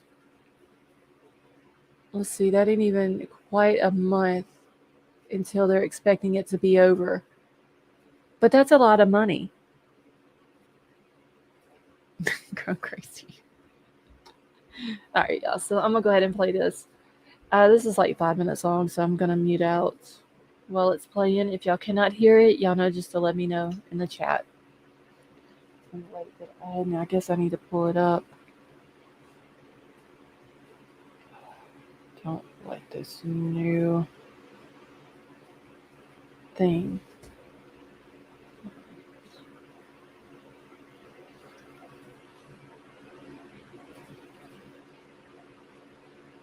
Just a second. Yeah, Emerald Queen, $50 a day, and they've done sold out some of their parking spots, but they had 12 left. I can't even do the math, but 50 times 12. I don't know how many other parking spots that they had that they've done. People's done paid for. Okay, Candy.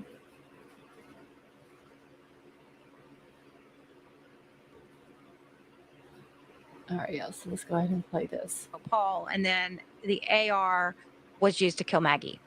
Right, a rifle. That's right. And personally, I think that is a forensic countermeasure. I assume what you're saying is to throw off the scent that it was one killer. The hosts of the Murdock Family Murders Impact of Influence podcast are two of many in the media that are watching this double murder trial of Alec Murdaugh take place, starting with jury selection yesterday, and today it continues. Joining us this morning, Matt Harris, co-host of that podcast and radio host in the Charlotte area. Thank you for being with us this morning. I'm curious what you're hearing from inside the courtroom, sort of the demeanor of the legal teams, the demeanor of Alec Murdaugh himself, and these potential jurors as they're trying to whittle down a jury. Well, Alec Murdock is obviously very familiar with a courtroom through all his work through the years as a injury attorney and as a volunteer prosecutor. So he knows how it works. Plus, generations of Murdocks have run the show down there, so he is very comfortable in it. And the people I've talked to said he is taking notes a lot. He's very intense.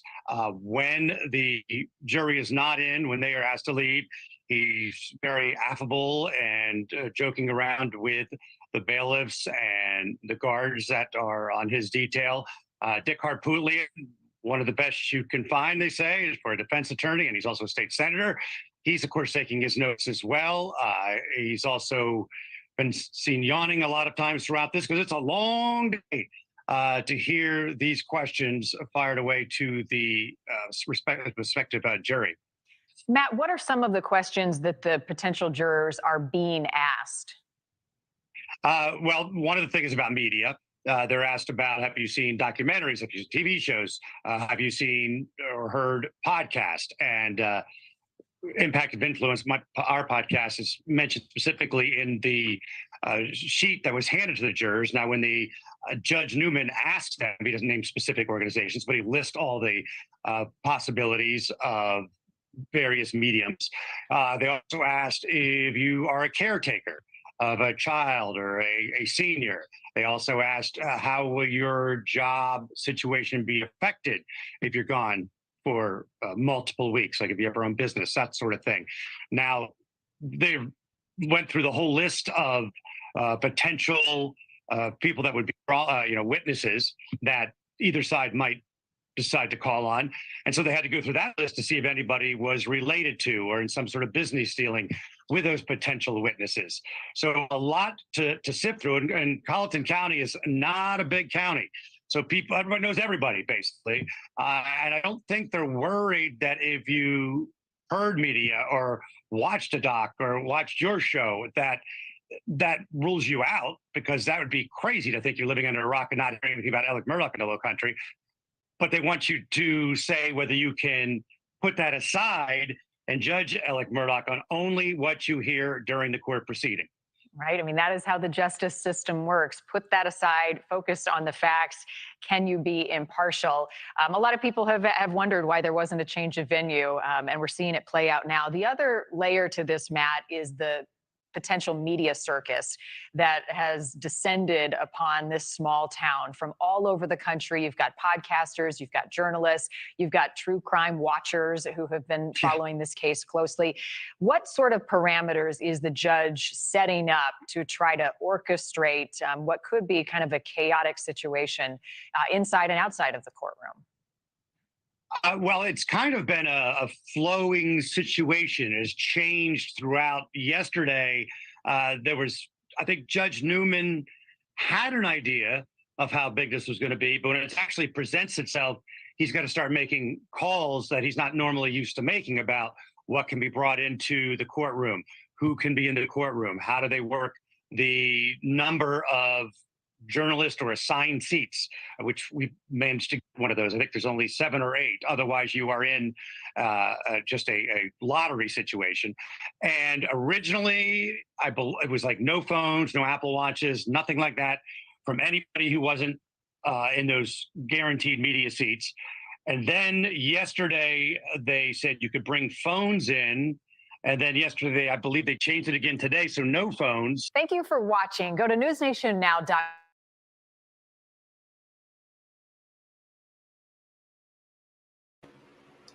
Okay, 1 second.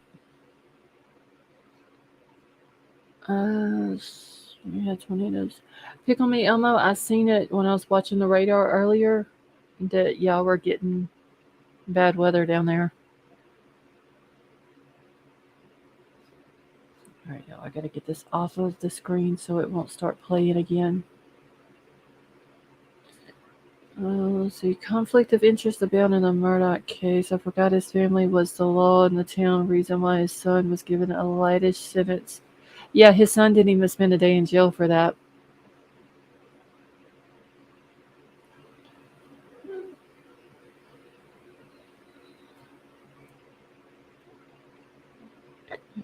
Eli, you have a tornado watch until 5 a.m.? Well, y'all be safe. All the bad weather finally moved out from here.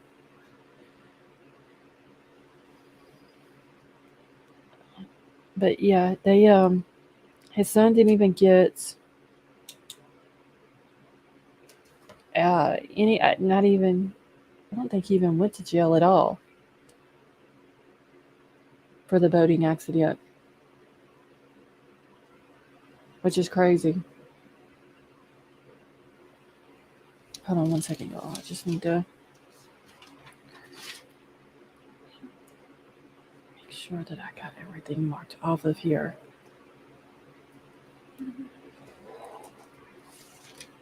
Okay. Let's see. Emerald Queen, that's all we had. Let me see if this. Yeah. Okay. So this is a video. Yes, teacher, that is true. Please, everybody who's getting the crazy weather, y'all, please be safe. Okay. So this video, I got it because I wanted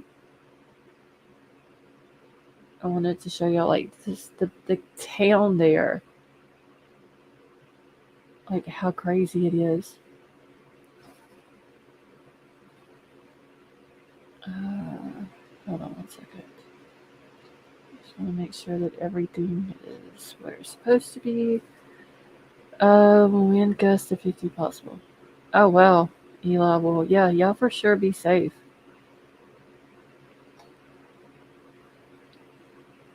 You didn't mean to. Wait,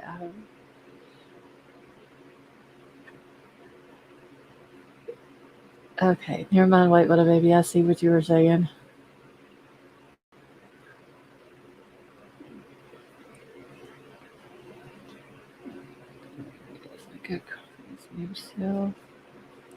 Apparently,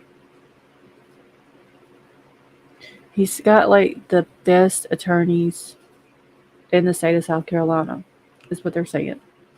I think one of his attorneys is a senator, I believe.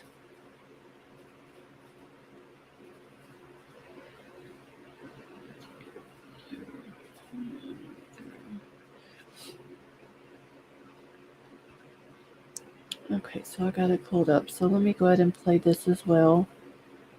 And this is just talking about the town, the little South Carolina towns overrun with Murdock trial watchers. Like it's getting crazy down there. I heard one woman say that they have I think it's a watermelon festival every year, and then after, like the rest of the year, she said they don't do anything. Okay, courthouse is large colonial style, yeah. And it, like I said in the chat a minute ago, his great-grandfather, grandfather, and dad were all the solicitors of the, hey Jan, how are you? Of the district there. I believe when the district, it was like 4 counties, I believe it was. And they were the solicitors there, which is basically the district attorneys. And then he comes along and he's just an attorney. His brother, I know one of them is, I can't remember if the other one is or not, but like the whole family is attorneys. And the whole Murdock family, they said there was one guy that did an interview, and he said like the Murdock name is just, it's a household name. Like everybody there knows, who the Murdock family is. Okay. Probably was a terrible attorney born into power. Yeah. They said that he was like, they classified him like because of his family being the solicitors or whatever. They said that he was lazy, is what he was.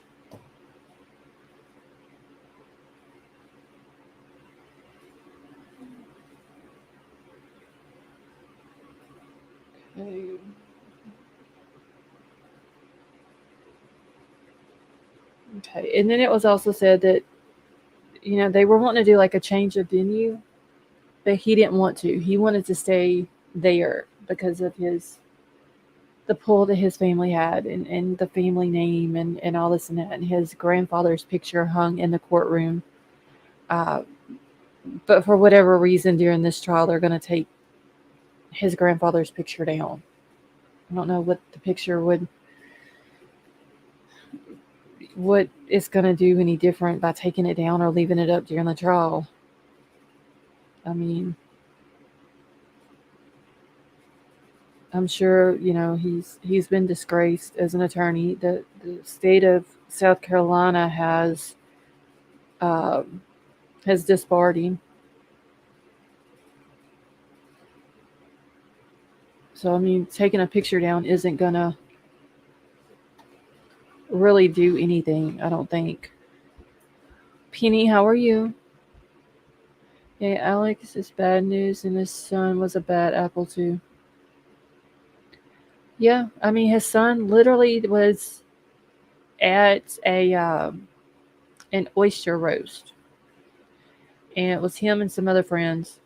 And they had a cooler. They were all in a boat. They all went to this oyster roast. They got there in a boat. And they had a cooler full of alcohol. And so instead of them driving, because the oyster roast didn't serve alcohol or anything, they said, but they wanted to avoid the road checks and all this and that. And so they went in the boat. And as they were going back down the river, they stopped at a bar. Him and one of the boys that was on the boat with him went in and drank, come out. It was dark that night. And he ends up start to go under a bridge, and he hits a channel marker. And I believe it hits the channel marker, then the bridge pile, and then it ends up pushing him up on shore. Well, one of the girls, she was 19, her name was Mallory, and she got thrown out of the boat. And they didn't find her until I believe it was a week or so later. She was deceased. And he got charged, but he didn't even go to jail, and he ended up getting off. And they said that was the beginning of, well, he didn't really get off because it was the case was still going on, but he never went to jail. They said that was the start of the unraveling of his financial problems, because he had then stole money from several of his different clients. His maid or housekeeper, which had been working, I think they said 25 years for the family, she allegedly fell down some stairs whenever a dog jumped up on her and pushed her down the stairs, knocked her down the stairs or whatever. And she ended up passing away. Then he wanted her two sons to sue him or his insurance. And then he ended up keeping the insurance money. Her kids didn't even get it.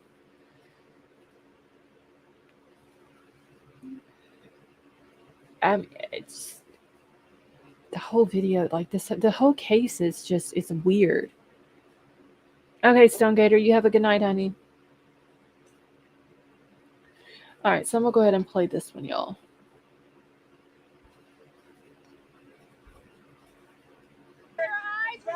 It is a bit of a circus each day when Alec Murdock enters the courthouse.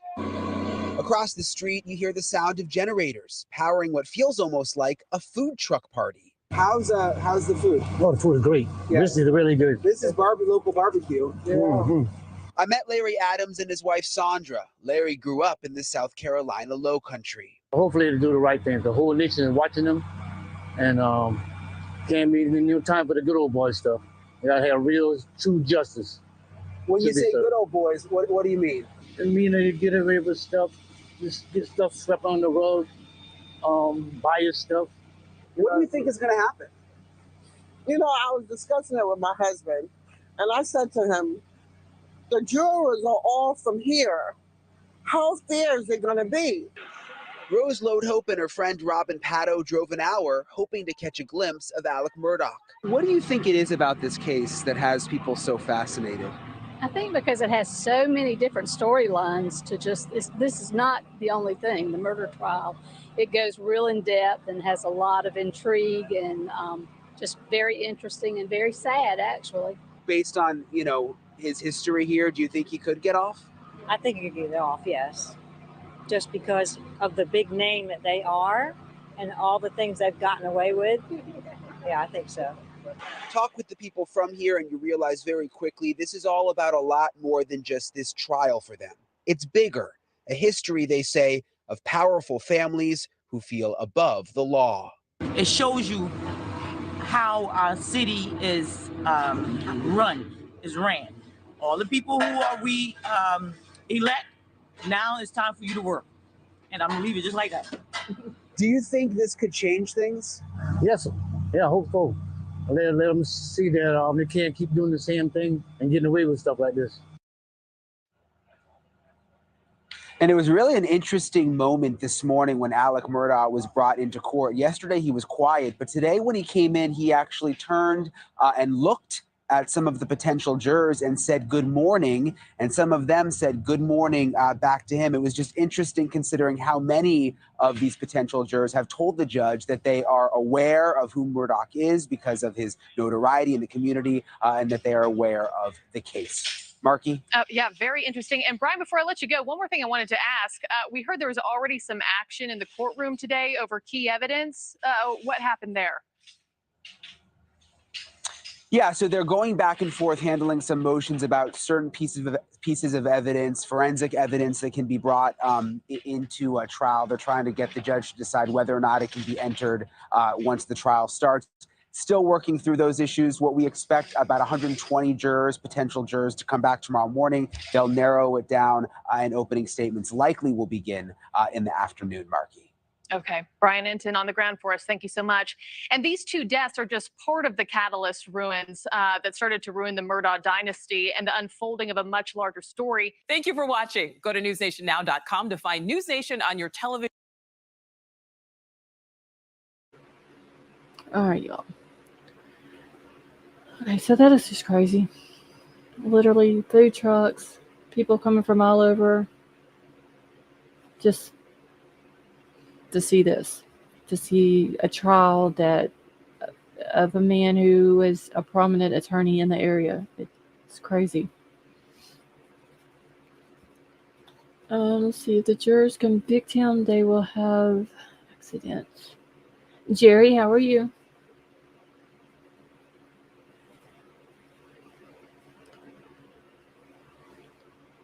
It's just, it's crazy though. I mean, Susan Smith, though, she was the one from Jerry. That's the lady that was way back in the day, wasn't it? That she claimed to her mom, or that not her mom, or that someone stole her car with her two babies in it, and the whole time she knew that what had happened to them. She had actually put them in the seat in their car seats and ran them. Okay, so I remember that.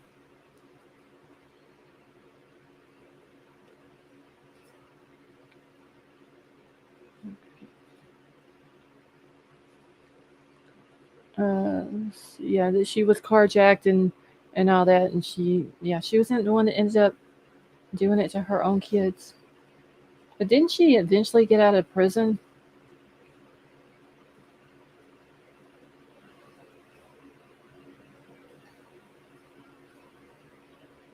Okay, there is one girl who's obsessed with BK.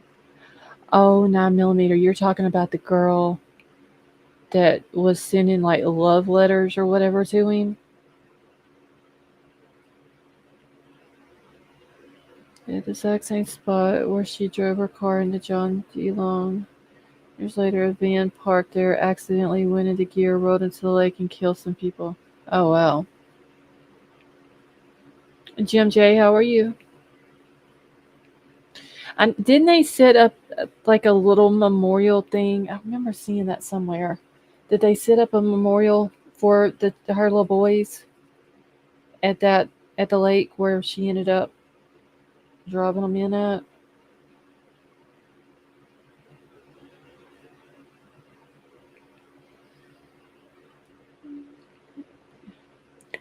She sent him money. Oh my God. Jim J, I'm doing good, honey. See, they're closed. They closed the boat ramp. Okay. Okay, that's Diane Downs' boyfriend didn't want kids. But do y'all remember me saying that there was going to be like crazy women coming out, sending this dude letters and everything?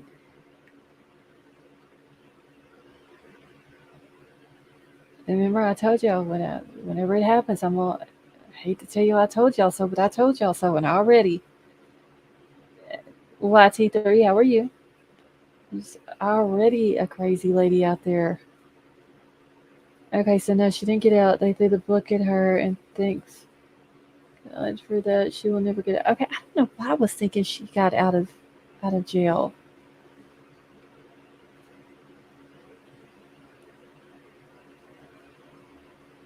Okay. And then there was the other lady that, like, drowned her. What was there? 5 kids, I believe it was.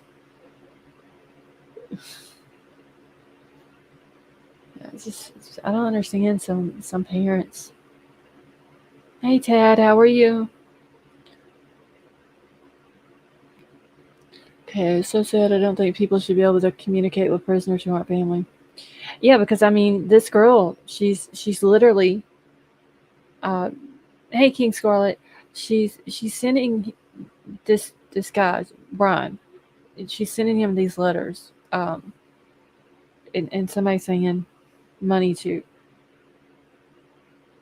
Hopefully he's going to be convicted and he's going to go to jail for the rest of his life. But what happens if he's not?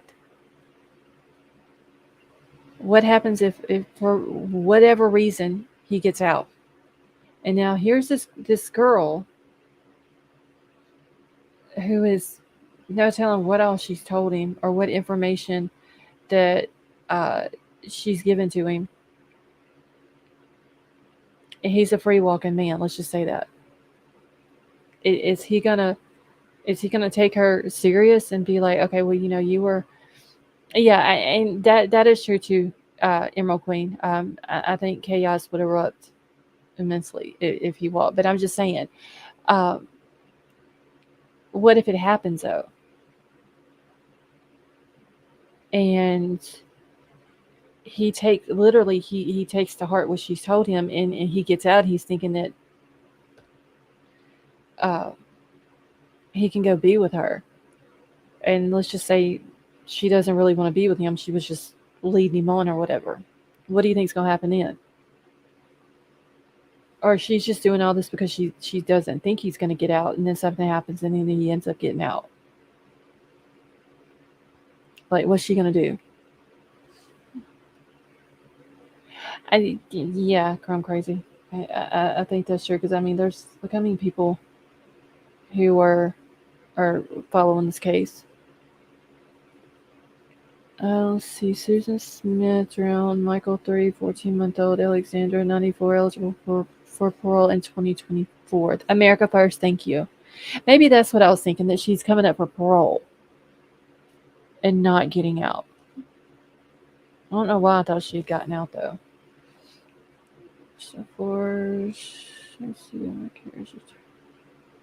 9mm. You have a good night. All right, I got one other thing, and I did drop the link in the chat. If anybody wants to come up on panel, you're more than welcome to.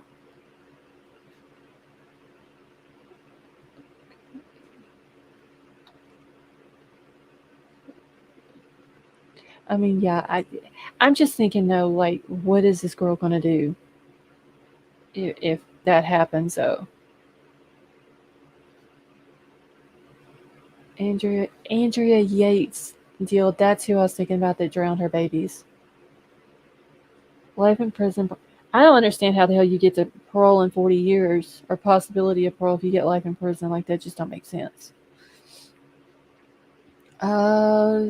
Wait, Tad, was that you that said something about? Okay, yeah. Let's see. Wrote you a song.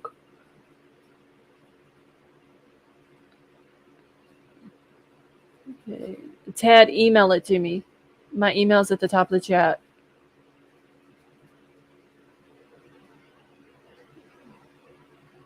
Okay, the girl says she's going to put money on his books every week. This girl is, y'all. I told y'all it was going to happen.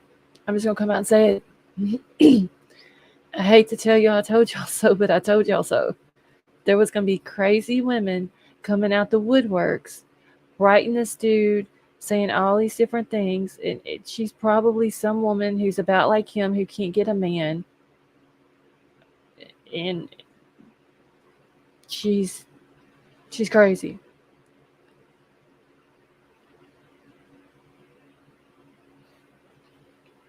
I just hope, honestly, that something doesn't happen to her.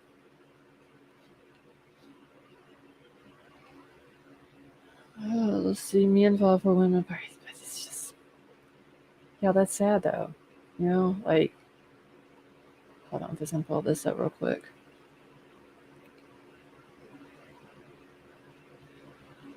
Oh, Joe, you talking about him walking? I hope he doesn't walk.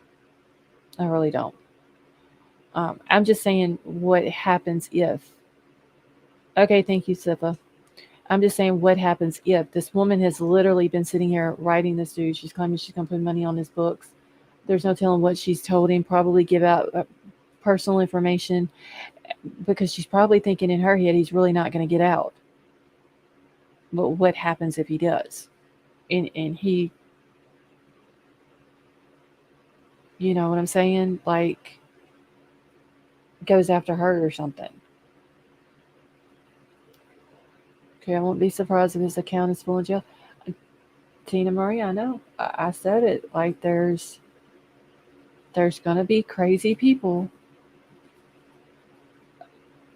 or crazy women out there who's going to think that he's completely innocent and they like the whole bad boy image thing, and they're going to just go crazy over him. And literally, there's already one that has. All right, y'all. Let me make sure I got this pulled up on screen. Okay, so this is another thing from the Murdock trial, and it just says Alec Murdock trial will be a battle over evidence as the state reveals a Snapchat video that is critical to the case. Because apparently his son Paul, before Paul was murdered, did a Snapchat, sent out a Snapchat video to some of his friends. And they haven't released what the video is, but I was lurking today on social media trying to see if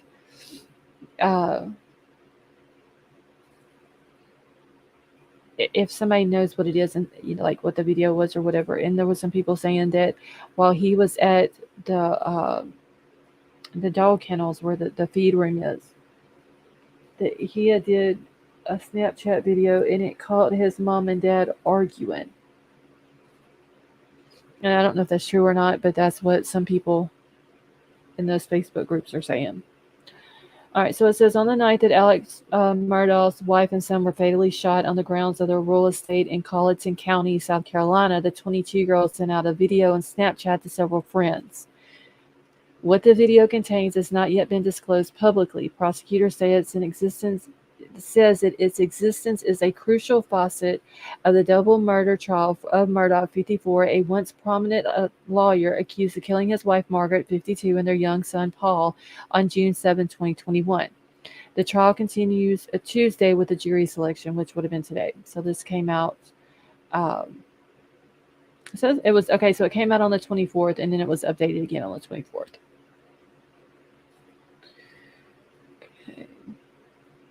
Right, Vivian. But I don't know if that's true or not. That's just what people are saying that they have heard, was that he got it because the mom and dad were like on the side of the feed shed, I guess is what it was. There was like a little feed room next to their dog kennels, and they had gotten into an argument about something, and he ended up catching it. Okay, so it says some of the prosecution's evidence and what we can and can't be presented And what can and can't be presented during the trial must be determined by Circuit Court Judge Clifton Newman, as Murdock's defense team filed a motion Monday seeking to block some of the state's expert witness testimony. And they're actually, I think it's in this article, the judge, Newman, is wanting the guy from Snapchat to come in and testify. He's actually wanting him subpoenaed. So it says court officials spent the first day of the jury selection going through about 700 jury summons. And Newman on Tuesday determined that 123 qualified jurors to choose from to make up the 12 and the 6 alternates. The defense suggested that opening statements could begin as early as Wednesday afternoon. So tomorrow afternoon, well, it's now Wednesday, but so that's where I'm going to have to start taking notes. Like, the whole jury selection thing wasn't nothing too big to it. Like, they didn't even show the jury. All you basically did is they had the cameras pointed at the state seal, and all you got to do was hear what was being said. The judge asked the questions. You know, if you've ever been represented by Murdock or anybody in his firm, or from anybody in his family, if you've had anything to do with like any of the SLED officers, and all this and that. Okay. All right, so it says Newman has already ordered a representative from Snapchat as well as Google to be subpoenaed to testify at the trial to attest to evidence on electronic devices. The Snapchat video was sent by Paul to his friends at 7:56, according to court documents, just over 2 hours before Murdock would tell a 911 dispatch that he found his wife and son dead. And they're claiming that it was like around 9 o'clock or somewhere around in there, where when they were murdered.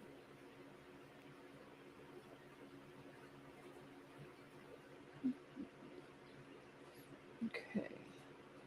So neither tech company responded to requests for comment on Tuesday, and besides potential digital evidence, forensics may also play a key part in the trial.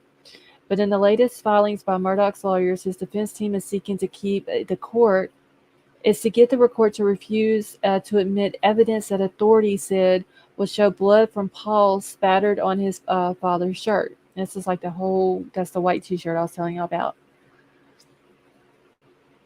that they're trying to keep out of court. So the defense contends that the shirt was destroyed before they could test it, and that they said that there is evidence that expert examining the shirt changed his conclusions under pressure from state agents. Prosecutors said that the December hearing that there could be problems with the blood spatter work. They haven't commented on the subject in the court papers or in the courtroom since then. The defense's filings shed light on aspects of the crime scene that were not previously made public. They included that Margaret had 5 different gunshot wounds, including in the back of the head from a semi-automatic rifle, while Paul was shot twice with a shotgun, in the chest and in the shoulder.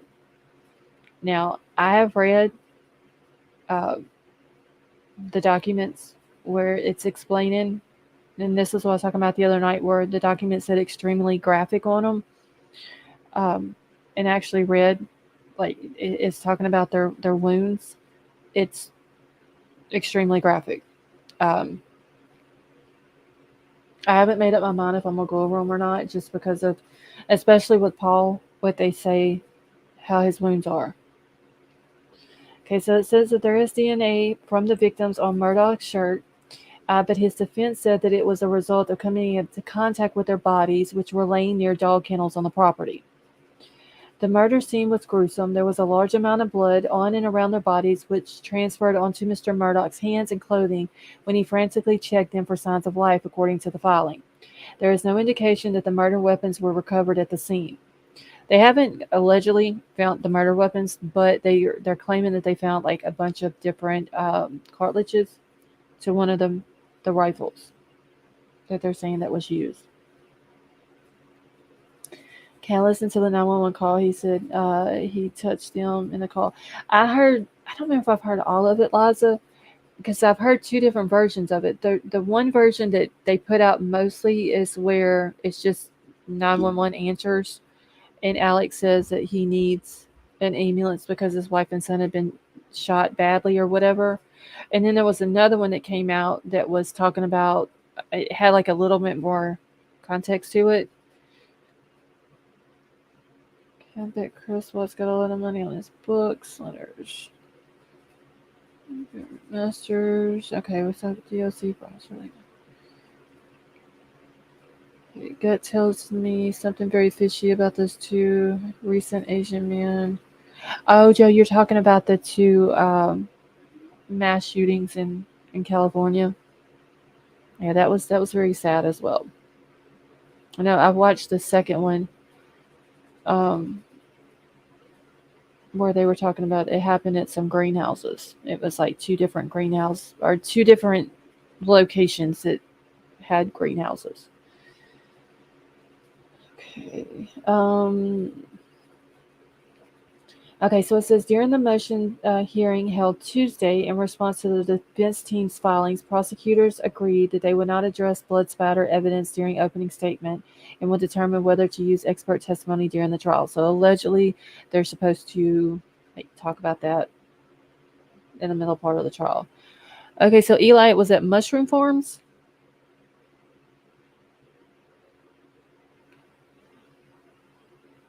That is, it's still sad though. Like, just what was the reason for just going in and shooting people like that? Yeah, let's see. Okay, I heard one in context. He asked who is for the house trailer part. Okay. All right. So prosecutors are expected at trial to lay out why they believe that Murdock killed his wife and son. At the December hearing, they alleged that he committed the murders in a desperate attempt to gain sympathy before a string of alleged financial crimes surfaced publicly. They accused Murdock of scheming and stealing about $8.5 million from more than a dozen victims, including through his family's firm and from clients. He has yet to face trial or enter pleas on those charges, which is where he also got insurance money from the housekeeper from her death. Okay, an attorney for Murdock said that at the motion hearing Tuesday that the state's allegations defied logic. Murdock knew that the jig was up, so he went home and butchered Okay, so I don't even want to say that part, but murdered his son and butchered his wife. There's one shred of evidence. There's not one shred of evidence that there were any problems between any of them, defense attorney Richard Harpudlin said, adding that this is fabrication described as bad character evidence. He stole all of his money, so he must have killed his wife and son. Hey, Carrie, how are you? His lawyers have also said that he had an alibi on the night of the killings and that he was spending time with his mother, who has dementia, and her caregiver. For more than 250 potential witnesses could be called during the trial, which could last a few weeks. They include members of the Murdock family, including another son, Buster, as well as Curtis Edward Smith, the man who authorities allege Murdock hired to kill him in September of 2021 so that Buster could collect on a $10 million life insurance policy on his father. Because the life insurance, there was like an unaliving clause in it, so he couldn't, like, if he would have died at his own hands, then his son wouldn't have got the life insurance policy.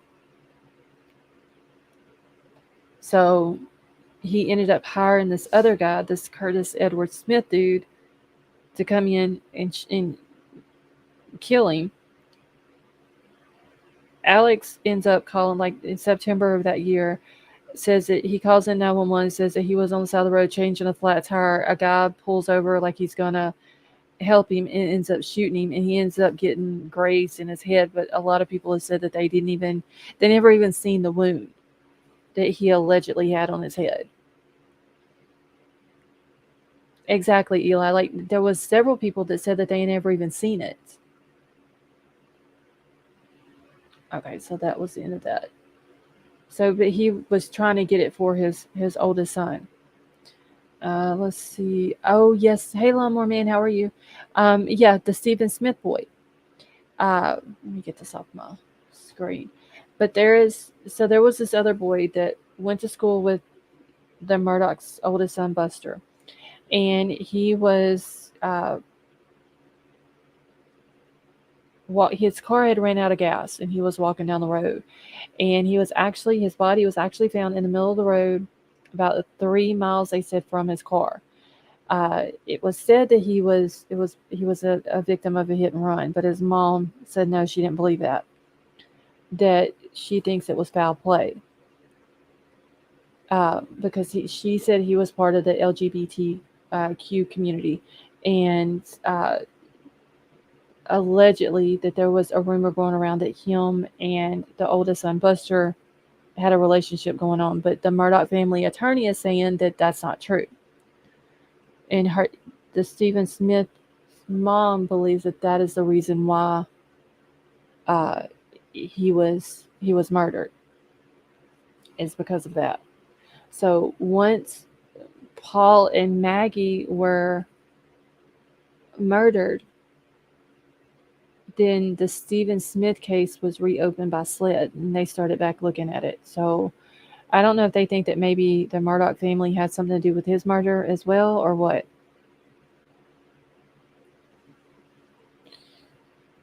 Okay, let me catch up in chat real quick. All right, and I'm going to drop the link too if anybody would like to come up. I'm showing a visual picture. All right, Jim J, you have a good night, honey. Okay, Jerry, you think the Murdock family has something to do with the Smith boys' murder? It seems like that they had a lot of things going on in those counties where they're like I want to say it was 4 counties that made up that district that they were that Murdock family was a part of. James, when he talks, all right. So anyone they wanted dead or would benefit from being, yeah. I mean, just like the housemate or the housekeeper. She worked for him for 25 years. She was the housekeeper, and the boys, their 2 sons, she was their nanny. So, they grew up with her. She had been on their property all those years.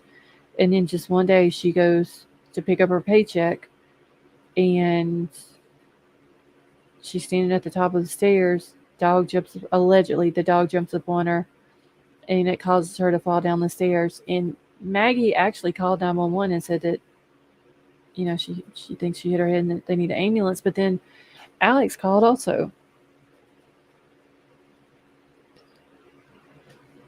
And it was saying that she had fell, and he thinks that she was hurt and she's unconscious and may have a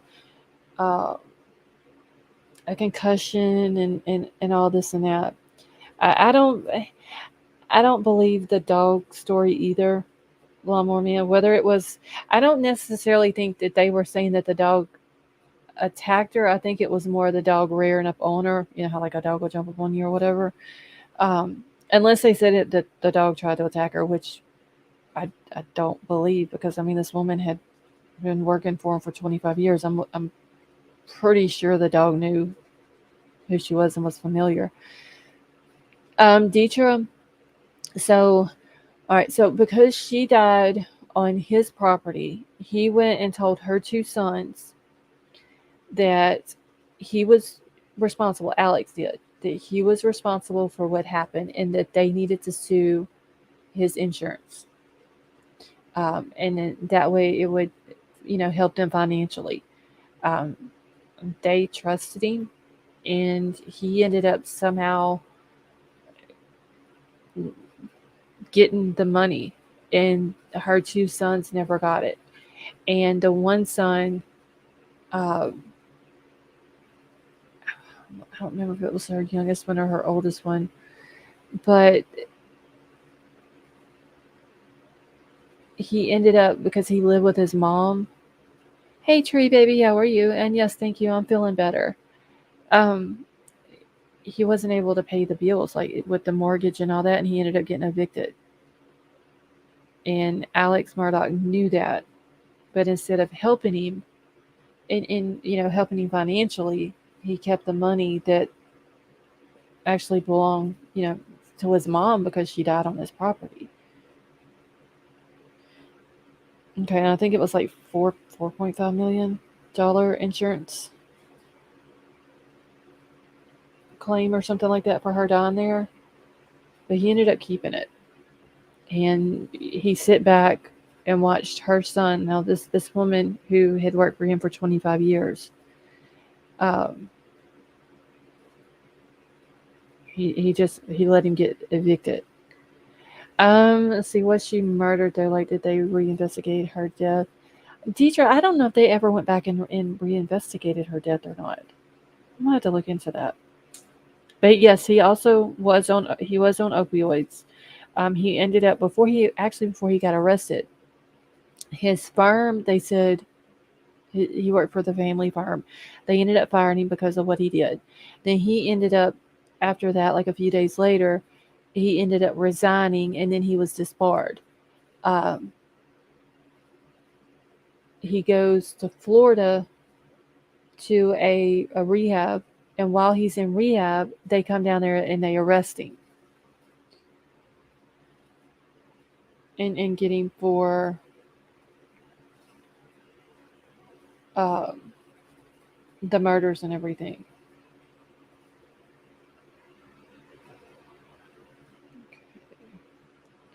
But more than likely, so they exhumed the housekeeper's body. Okay, thank you, YT3. So obviously, I mean, if they exhumed her body, then yeah, they're gonna reopen it. And Patsy Klein, how are you? Okay, he and his wife were having problems, so she was staying at her mother's beach house. His father was falling deathly ill, so he called her to come over so that they could go to the hospital. Liza, no, I don't think they do.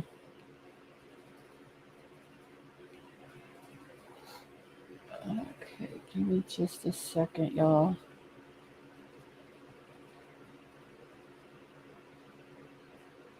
Let me get back into my emails real quick.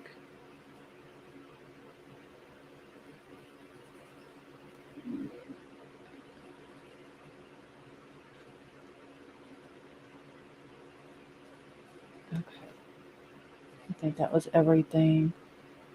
Okay, so the investigation is ongoing. Okay, thank you, YT there. You appreciate that info. See, not familiar with this case, but I just read it may come down to Snapchat footage obtained by police. Yeah, one of the real ones. They're actually, the judge has subpoenaed a guy from Snapchat and one from Google to come in and testify in the case with digital, I guess digital forensics is what it would be called. Let me go back and see if I can find the article I just read, because it was just talking about it. Hold on just a second. What they were yeah, they're saying allegedly. No, this is just what I've got out of Facebook groups, was that Paul had did a Snapchat video, and allegedly he caught on the video that he sent to several of his friends was that his mom and dad arguing. I don't know if that's true or not. That's what's going around on Facebook.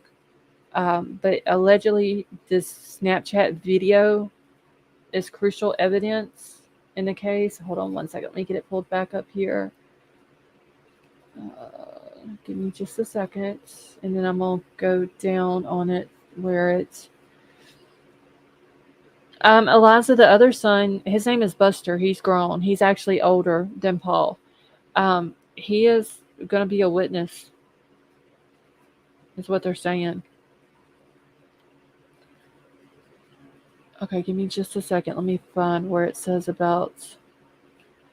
Okay, so Newman, which is the Liza, that's what's being said. I don't know if that's true or not, but that's what is going all over the Facebook groups. As the father of Murdock's, Vivian, no, I heard that he had passed. Because see, they were also saying that, well, could he have buried the guns with his dad? Because now there's like a rumor going around that his father's death is because of him, and he buried the guns with his dad, which I don't see how that's possible. I don't think that.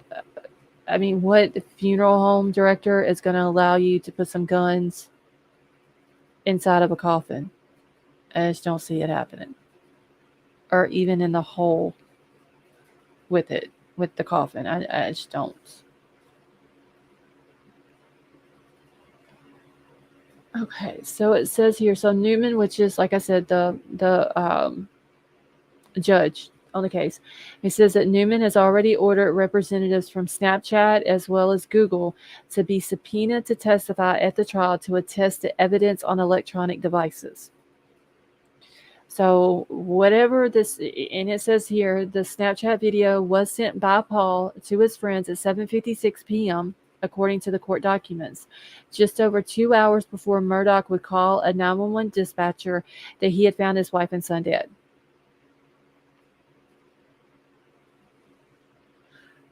Okay, let's see. Alex would have been able to do whatever he wanted to. Jerry, yes, that is true too. And Penny, I actually had his brother's names wrote down. One of them is like whatever his name is, the fourth, I believe it is. Like he's carried on the family name. Okay, we don't even know if it's evidence supporting or a person.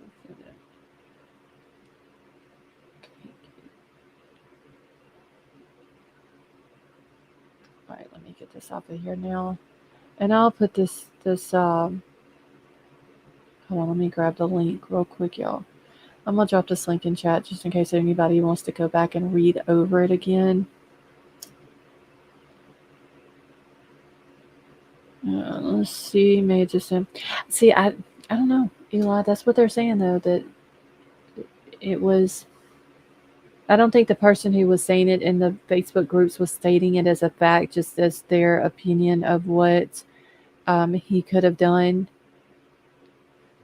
You know, as far as like the murder weapons. Yeah, I can see it, but it would be stupid maybe 100 years ago. But today we can press a machinery by the grave and the guns will be visible. Yeah, Liza, that's what I'm saying. I don't think that's true that he did that.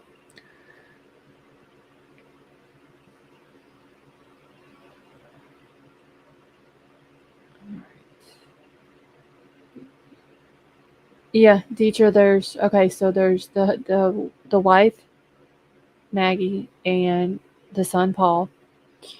And then there is the housekeeper or maid. There's Mallory Beach, who was a 19-year-old girl who was actually at the hands of Paul because he was driving the boat that she was thrown out of. So there's her. And then they're saying that the Stephen Smith guy, he is the oldest son, the Murdock's oldest son, Buster is his name. Him and the Stephen Smith boy went to school together. They're the same age, grew up together and all that. I believe they played sports together, baseball. And he was found in the middle of the road, like 3 miles from where his car had run out of gas. And they were saying to begin with that he was a victim of a hit and run. And his mom didn't accept that answer. So, just Ann, you have a good night, honey. She's saying that it's foul play. And now that when his murder happened in 2015, so whenever Maggie and Paul were murdered, his case ended up getting reopened.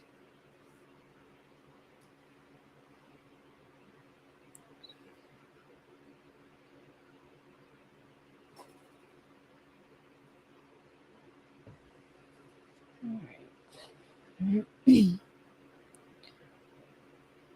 Okay, I just want to make sure that I've caught up with everything in chat. So I think that was it. Maggie, Paul, the housekeeper, Mallory, and yeah. So yeah, 5. That would be right, teacher. 5 of them. Justice Jane, how are you? Okay, now I'm all in on this case. Vivian, it is like, it's super crazy. Do we know why the first case was dismissed in the first place? What first case are you talking about? One of the real ones? You know how Lori Vallow thought God gave her permission to murder? Yeah, Jerry, that she is. Oh God, I can't wait till Lori's case starts up as well. Like I can't wait to see what she's got up her sleeve. Honestly, you know she's got some trickery going on. Pray for rock and roll. How are you?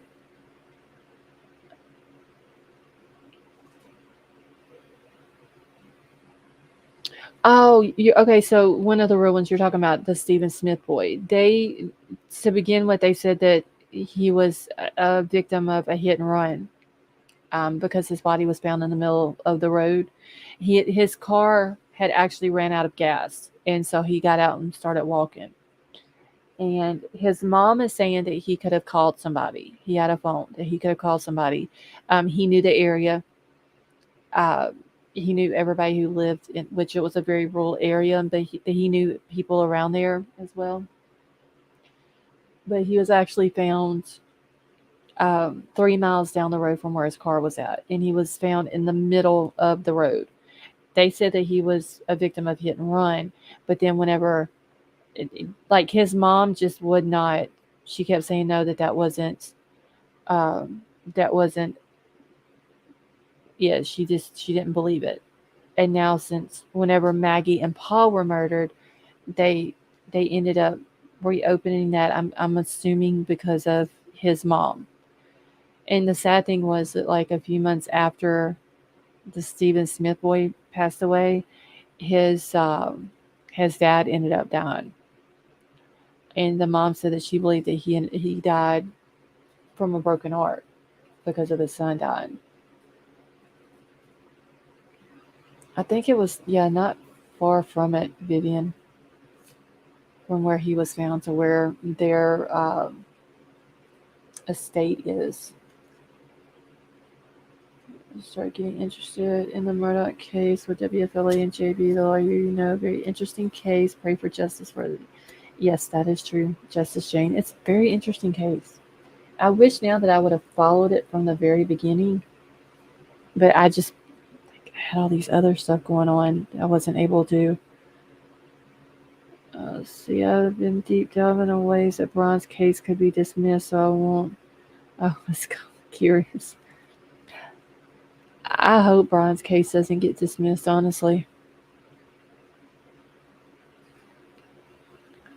Tragic. Okay. I know, Vivian, it's sad. One of the real ones, have you heard about this girl who's writing Bryan in jail, claiming that she's going to put money on his books and all that? And Sinful Butterfly. That, if y'all remember a long time ago, something was brought up about Lori Vallow, and me and White Widow Baby were talking about we needed like a huge ball of yarn and just start yarning from her to like all the different people who are involved in the case, the Lori Vallow case, and then all the people who are deceased that was involved with her. It's literally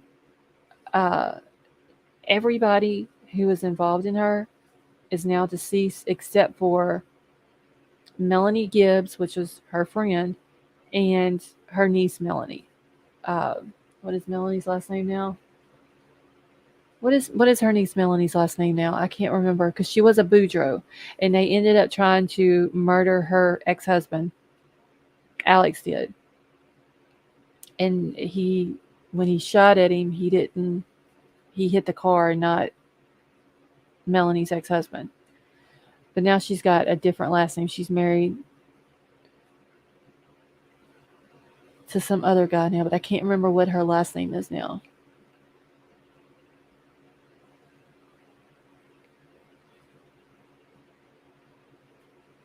Let me see. Is it Polinsky? Pulaski? That something like that. Crime Crazy. Pulowski, I think it's Ian Pulowski, I believe is her husband's name. Okay, that is one of the ways to declare a mistrial if a key witness is not present. Sinful Butterfly, yes, he did. He got arrested several months ago. I actually did a video on it. I think it's Pulaski. That's how it's pronounced. Ian, I can say it with his name. Ian Pulowski is how it's pronounced. So I don't know how to spell it. So I just know that they tried to murder her ex-husband, the Boudreaux guy, and Alex ended up hitting the car instead of him. Post bill because of her at Mara. So if BK gets a bond at his next court date, I won't be surprised if he gets money for it. Oh, Tina Murray, I hope not. Like, Brandon, yes, that is it, Jerry. Thank you. Hold on one second. I need to mute for just a second, y'all.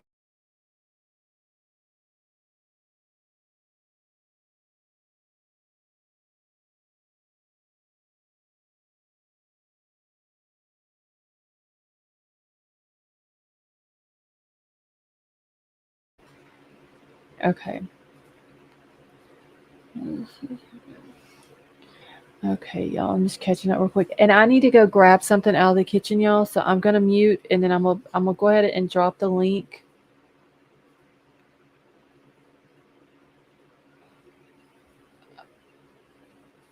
All right, so I'm gonna drop the link. I'm gonna mute out for just a second. I gotta run to the kitchen and grab something, and I'll be right back.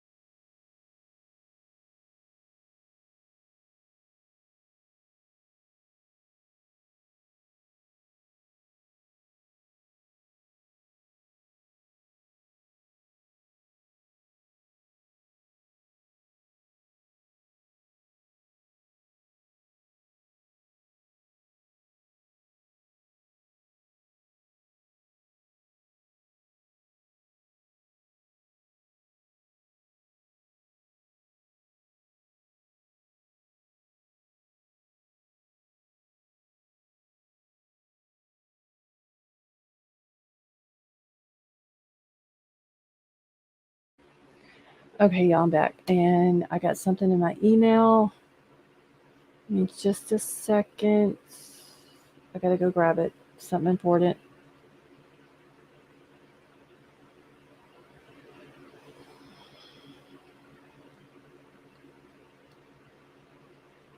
Oh, wait, where is it at?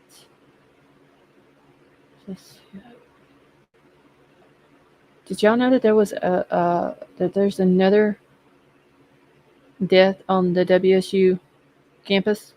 Did anybody know that?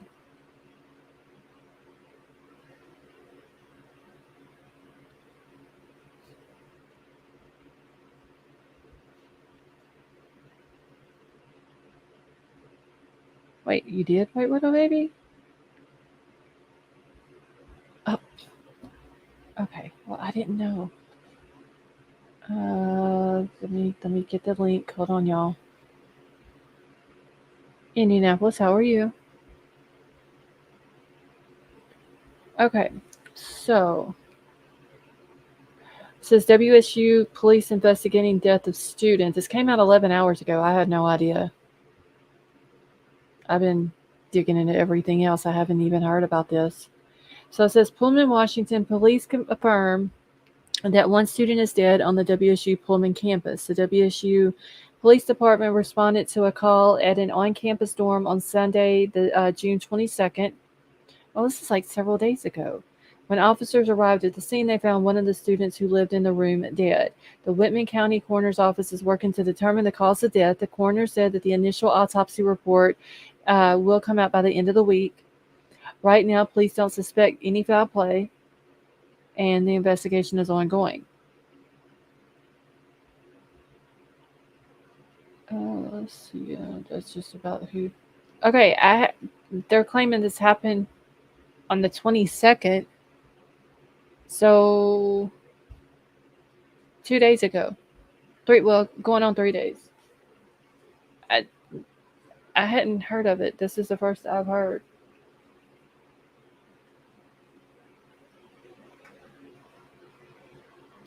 Okay.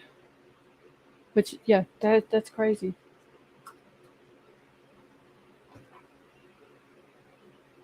But they're saying that there's no. They're not. Where did it say they're working to working to determine the cause of death. Wait, where did I just see? Oh, and police don't suspect any foul play. I think I sent it to you in our. Oh, wait, little baby, that may be the reason why I didn't see it.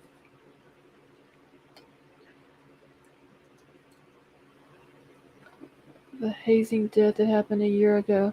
I was watching.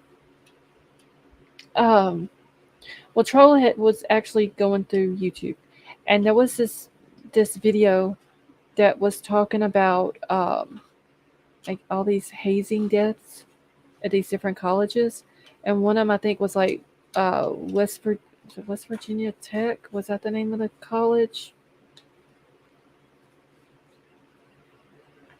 And like the different things that they make these kids do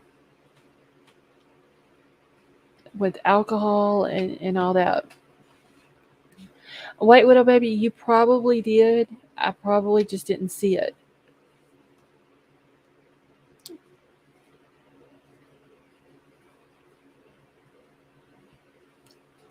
Dino, his case is suspicious too.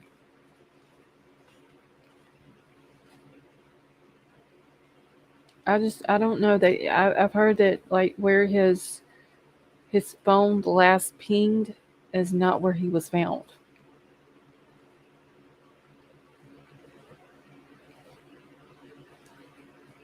All right, let me get this off. So that is where this happened, going on 3 days ago, and I'm just now hearing about it. And I'm sure White Widow Baby did put it in an email. We get so many emails that I can't keep up with everything. Let's see. There were suspicious hazing deaths at University of Nevada.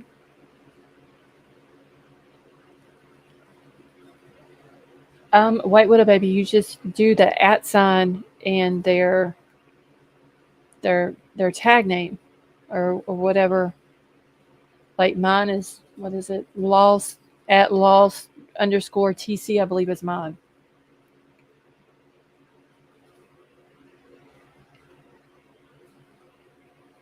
Okay. All right. All right, let me drop the link again.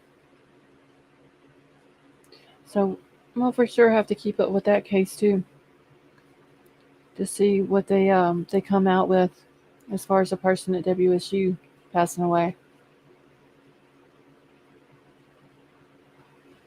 Okay, found deceased on the 6th floor of the WSU's Street Permanent Resident Hall Sunday afternoon. Well, and yeah, Vivian, that is true. They didn't need this publicity.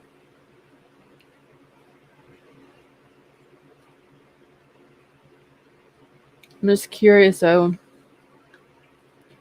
if they're saying that no foul play or they don't suspect foul play, was it just natural causes? Was it an overdose? What was it?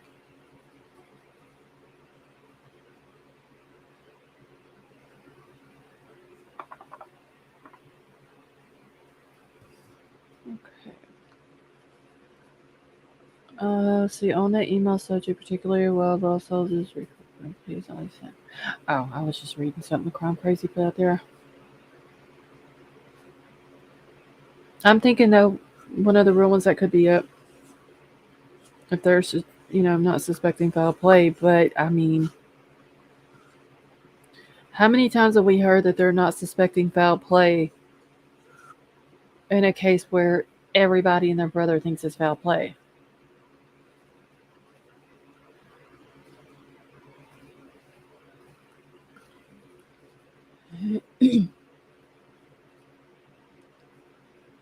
Okay. All right, so if anybody wants to come up, you're more than welcome to grab the link.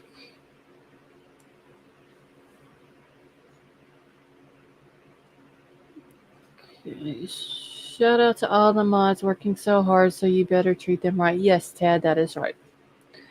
No disrespecting the mods, because honestly, they do a lot of work.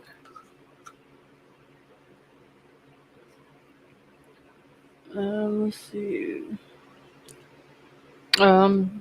Yeah, that's. I mean, I don't know. I'm just curious if it was. I don't understand how they come out so soon and say we don't suspect foul play. That's what doesn't make sense.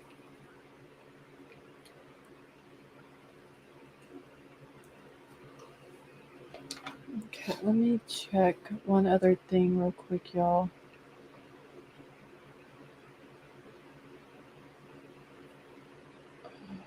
Give me just a second.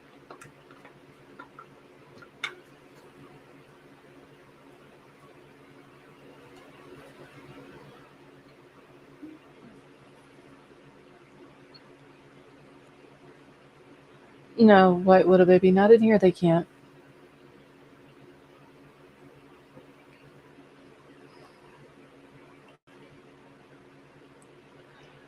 Yes, one of the real ones.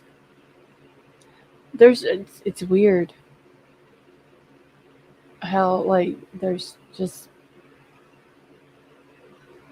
I don't know. Some of the things that are said and the way things are done with this police department, even though they did catch the person who did it, but it's just them and the Kaylee Rodney case is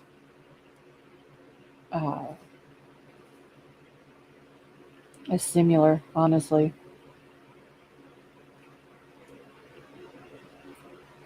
Okay. Can only be 3 things to me. Says OD or other. Yeah, hopefully they'll come out soon though, and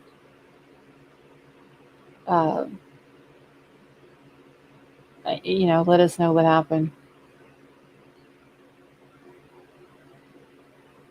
I think that's the one that I played for Bryan. I'm trying to see if there was any other videos that came out for Bryan. Usually they come out late.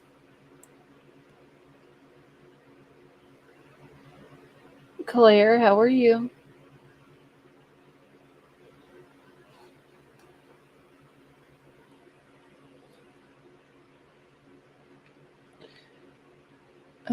Colleges need to be. I mean, the reason why they're not so transparent though is because they don't want to lose that money. That's all that boils down to.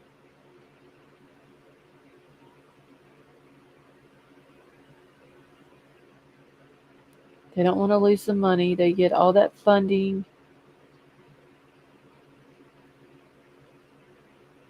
They get all of the donations and all that. And so that's why they don't tell everything that happened.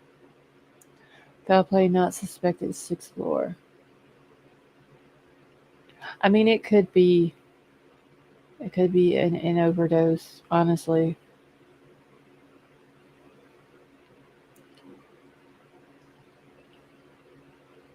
mean, I hate that as well, but I just seen a Bryan. Let's see, alumni paying into it. Yeah. I mean, some of these alumni are paying a lot of money. Yeah, one of the ruins, if you want to come up, you're more than welcome to.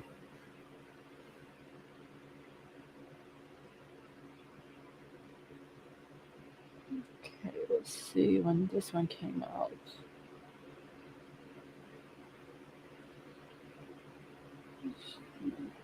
Okay, that's talking about Bryan with the email.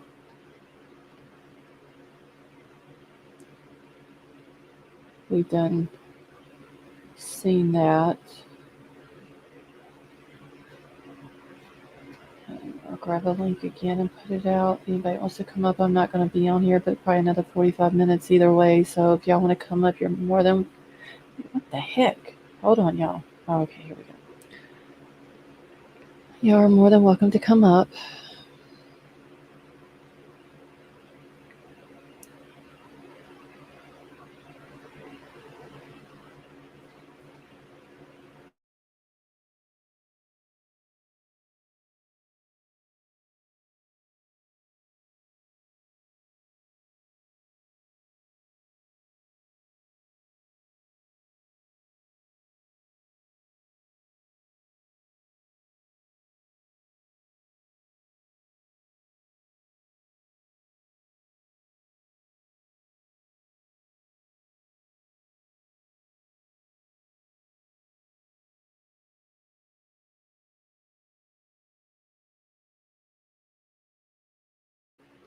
All right, y'all. I'm trying to get a video pulled up, so it may take me just a second.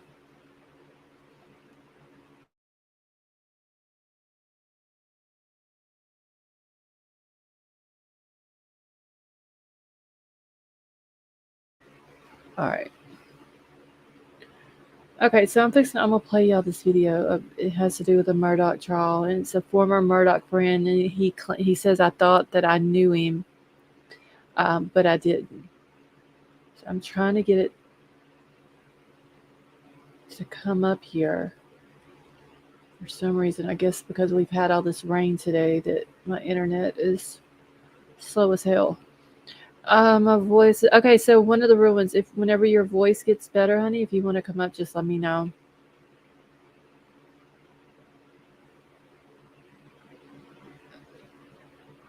Okay.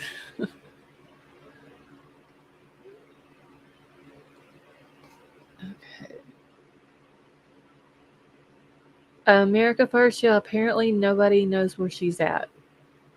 So just, like, we know that the type of charges that she has, but I just hope that everybody keeps her in prayers and not go bashing her because of the type of charges that she has. What she's going through with her daughter being murdered, it's got to be a lot on her. All right, y'all. Let me make sure I got everything. Oh, one of the real ones. I hope you get to feeling better soon, honey. All right, y'all. So I'm going to go ahead and play this. Thank you, Mr. Jinx, for being on with me tonight. Let me just ask you off the bat. You're there at the Colton County Courthouse. You have this horrible thing that you said Alec Murdock did to you, and you've known him your whole life, and then you see him on trial in the building behind you for double murder. Is this the person that you knew growing up your whole life? I would have never thought that this would have came from Alex. And so tell me a little more about that, because we only know the guy who hit the news. We don't know the guy who wasn't famous across the country for all of these terrible allegations, but you do. You've got a long history with him. Yes, ma'am. I tell you about it. Alex was a great friend. I grew to be loyal to him. He was loyal to me, I thought. But over the years, I mean, I never saw this type of personality in Alex. So as I understand it, and tell me if I'm wrong, you had 2 settlement checks that were coming to you, much like the allegations are from all of these other victims who said that they had their money stolen from them. But you had 2 settlement checks. One was $65,000, one was $85,000. And instead of depositing them into your bank account, you say that Alex put them into his bank account. But did he give you a reason, or did he make it sound legitimate? I haven't had a chance to talk directly to Alex since this happened, but I'm not sure where those checks supposed to have came from or where they were supposed to go besides to me. But I was told they were put in an account that was a forged account that he personally owned. So Eric Bland, I know that you go over these cases with a fine-tooth comb, and you know, for good measure, you have a calculator always beside you because it's just constant, it seems. What happened to Mr. Jinx's 2 settlements? Yeah, JJ, as he said, was a lifetime friend of Alex. They grew up together, played ball together. He actually broke Alex's arm when he was 8 years old. JJ had a couple wrecks that were not caused by him, and there was 2 settlements. Alex told JJ he was withholding $108,000 from his settlements that he was going to use to negotiate down the medical bills, and he never did. He actually took that money, and when it came time to get an accounting, after all this came to light, first the Satterfield case and then the Pickney case, you know, people started asking questions, and JJ called us on the phone and said, there really isn't an accounting on my money. I received some of the money from $150,000, $42,000, but I never received the remainder, and I don't know if it ever went to pay medical bills.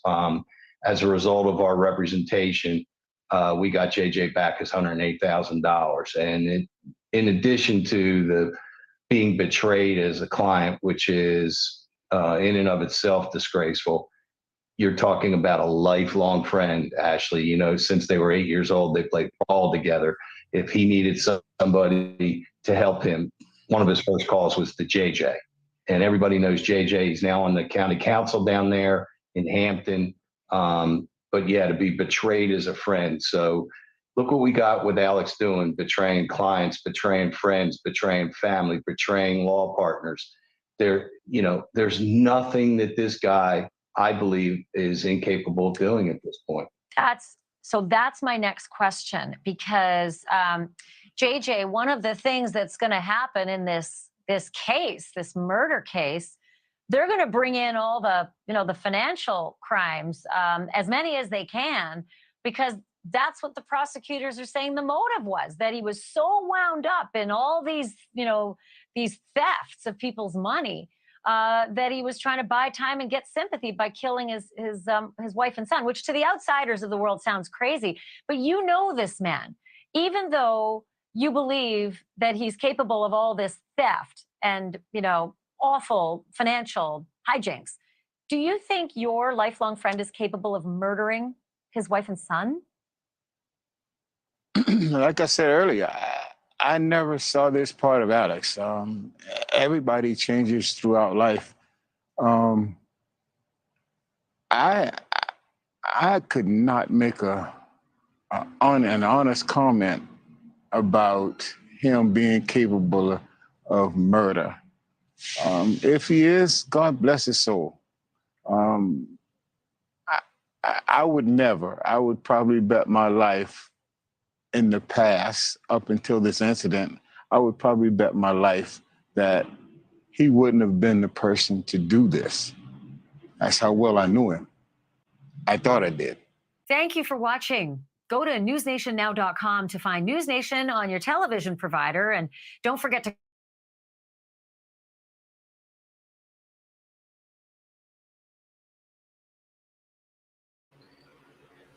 Okay, Liza, I'm fixing to bring you up now. All right, Liza, can you hear me? I can hear you. I hope you can hear me. Yes, Well, I can. How are you? fine. It's okay because it's not my mic, the new one yet. Okay. I mean, I can hear you, but whenever you're talking, it still crackles a little bit. But It took me a while to figure out what I had to order. I'm sorry. no, you're good, honey. Okay, about the murder case, I don't know too much. I read a little bit about it a long time ago, and I thought it was over. Now, oh God, what I wanted to tell you, Bryan, what you were just, oh, I didn't want to say his name. Anyway, the suspect, what you were saying about him and other females behind him, I think that it will be more than one. Oh yeah. Okay, hold on one second. I'm trying to fix my headset. Okay. Yeah, there'll be more than one for sure. I mean, the actually psychology of why women do that has been explained to me, but I for my life I cannot understand it. Something about the women feeling better if they know where the man is, and if they are in jail, they cannot betray them or something like that. I don't get it. Sort of like another issue of like them having a control problem as well. It's just too much. That part, no. Yeah, it's too much to me. Wow. Yes, women, we are a little bit crazy sometimes. I have to say that. I mean, I think it's crazy, honestly. And like I yeah, said, there's no telling what this girl has told him in her letters. If he has in fact gotten letters from her, and she's just not, she's not just lying to us. Um, I just hope honestly that she doesn't give any personal information out if she is writing this guy. well, my problem with this guy is that everything I know about him, it's from somebody else account. Nothing of his writing. There's, well, just when he was 16 years old, his problem with his health, Right. and how he felt as a teenager. But really, when I try to think about it, oh well, he's not nice. He's nice. He's kind of weird, but he's not that weird. The other dude that was going running with him every morning. I mean, I used to run. It's not nice to run every morning. If you're running with somebody, that somebody better be pleasant. Right. Then, who's this guy? We have. Sometimes I wish we can get, instead of the legal court papers, his thesis. Is there any way to get that? I heard a lot of people.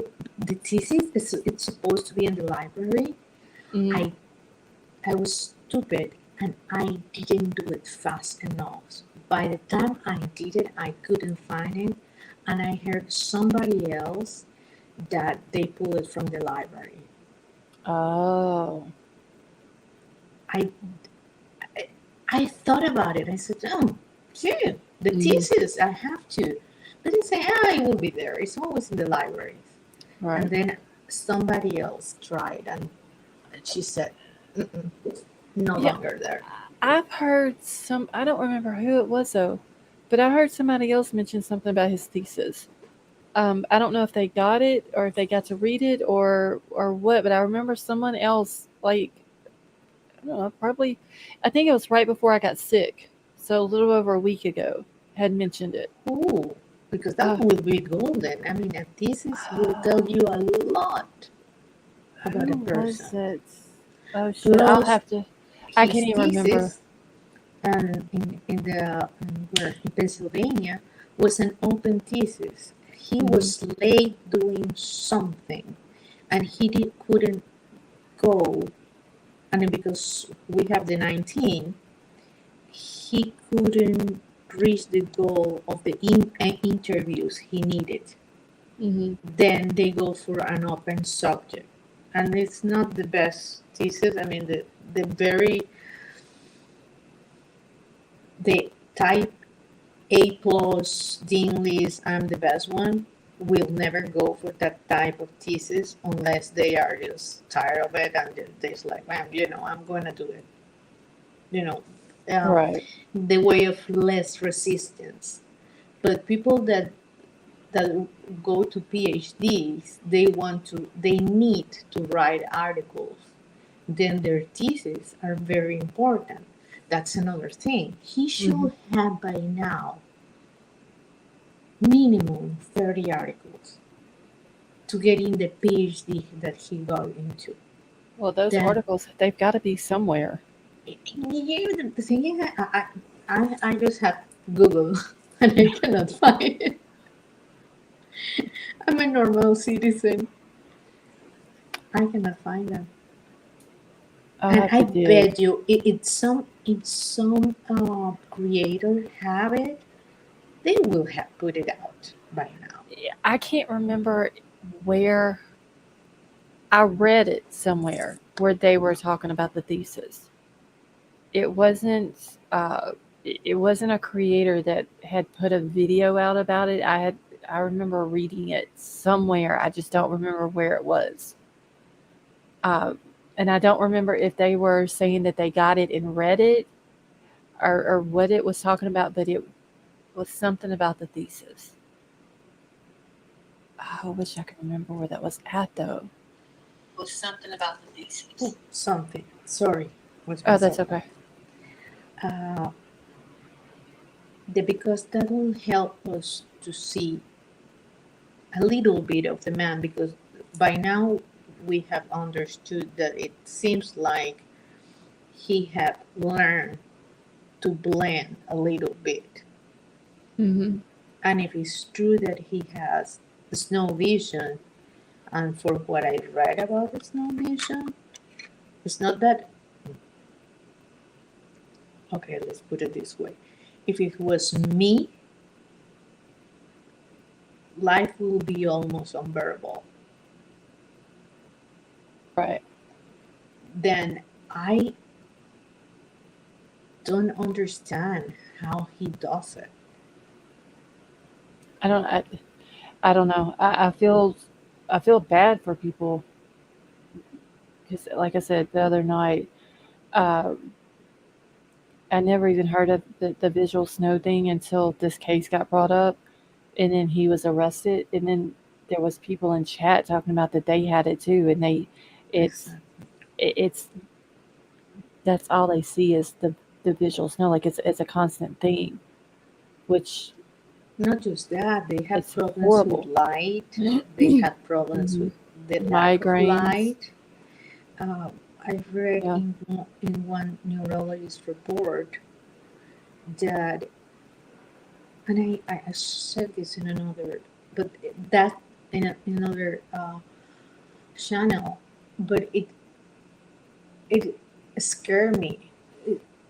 The doctor was saying that if they had a cup of coffee in front of them and you take the cup of coffee, their brain still remember the cup of coffee there, even if the cup of coffee was not there, because their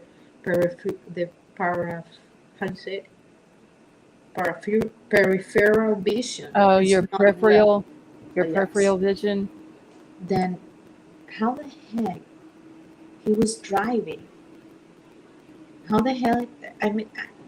Sometimes I cannot believe it, because if you have that, I mean, I'm 2020, well, kind of, not that much after COVID, but, and hey, driving sometimes is crazy. Right. How? Yeah, and they're claiming that he's not able, like it impairs his vision for him to drive or whatever. So I thought, well, maybe that was the reason why the dad flew out to Washington. It's to drive back with him. So I figured the dad was gonna maybe drive back, and then both times that he gets stopped, he's the one driving. Mm-hmm. So but then I thought, well, maybe it's because he didn't like flying, and that's the reason why. But I don't know. It's a with all the different things that come with it, like you said, uh, the light problem. They have migraines. It's I don't know. It's something that I need to read more into to understand it. But there's a quite it's the problem is that there's not much to read about it because you have like 3 groups of doctors or doctors in 4 different countries. I think that Israel has done the most research on it, but the population that has it is mostly males, and it starts at the age that it started with him, maybe early, like 13, and it's 2%. Yeah. So most of them's teenagers whenever it Yes. starts. Yeah. And it goes to various degrees. Then if you have 2% and you have 6 steps of degrees and just 0.4% in the worst degree, nobody's going to make a medicine for you because there's no money. Right. Yeah, that is true. Then we don't have that much info. He didn't have that much info if he was the one writing that because he thought it was his size. And I believe he went vegetarian because of it. Mm-hmm. That could be true. I haven't. It's very interesting. I know that. It is, and the fact that the big media is taking it as they believe it. It's interesting too. I don't know if what it said there is that he didn't want to believe that it was neurological. All right, kind of in denial. And it's to me like and I said this, I don't want to diminish anybody. It happens in my family. When you have a family member that have a neurological problem and needs to be medicated and they refuse because they don't want to believe it. Mm-hmm. Yeah. His writing was like that. Yeah. Yes, he knew there was something wrong, but his brain, no, not his brain. Right, because it's hard to explain. Like, he didn't want to think that there was something mentally wrong with him because he thought he was so smart. And he is. Because I couldn't do a master's degree if having that thing in my head all the time.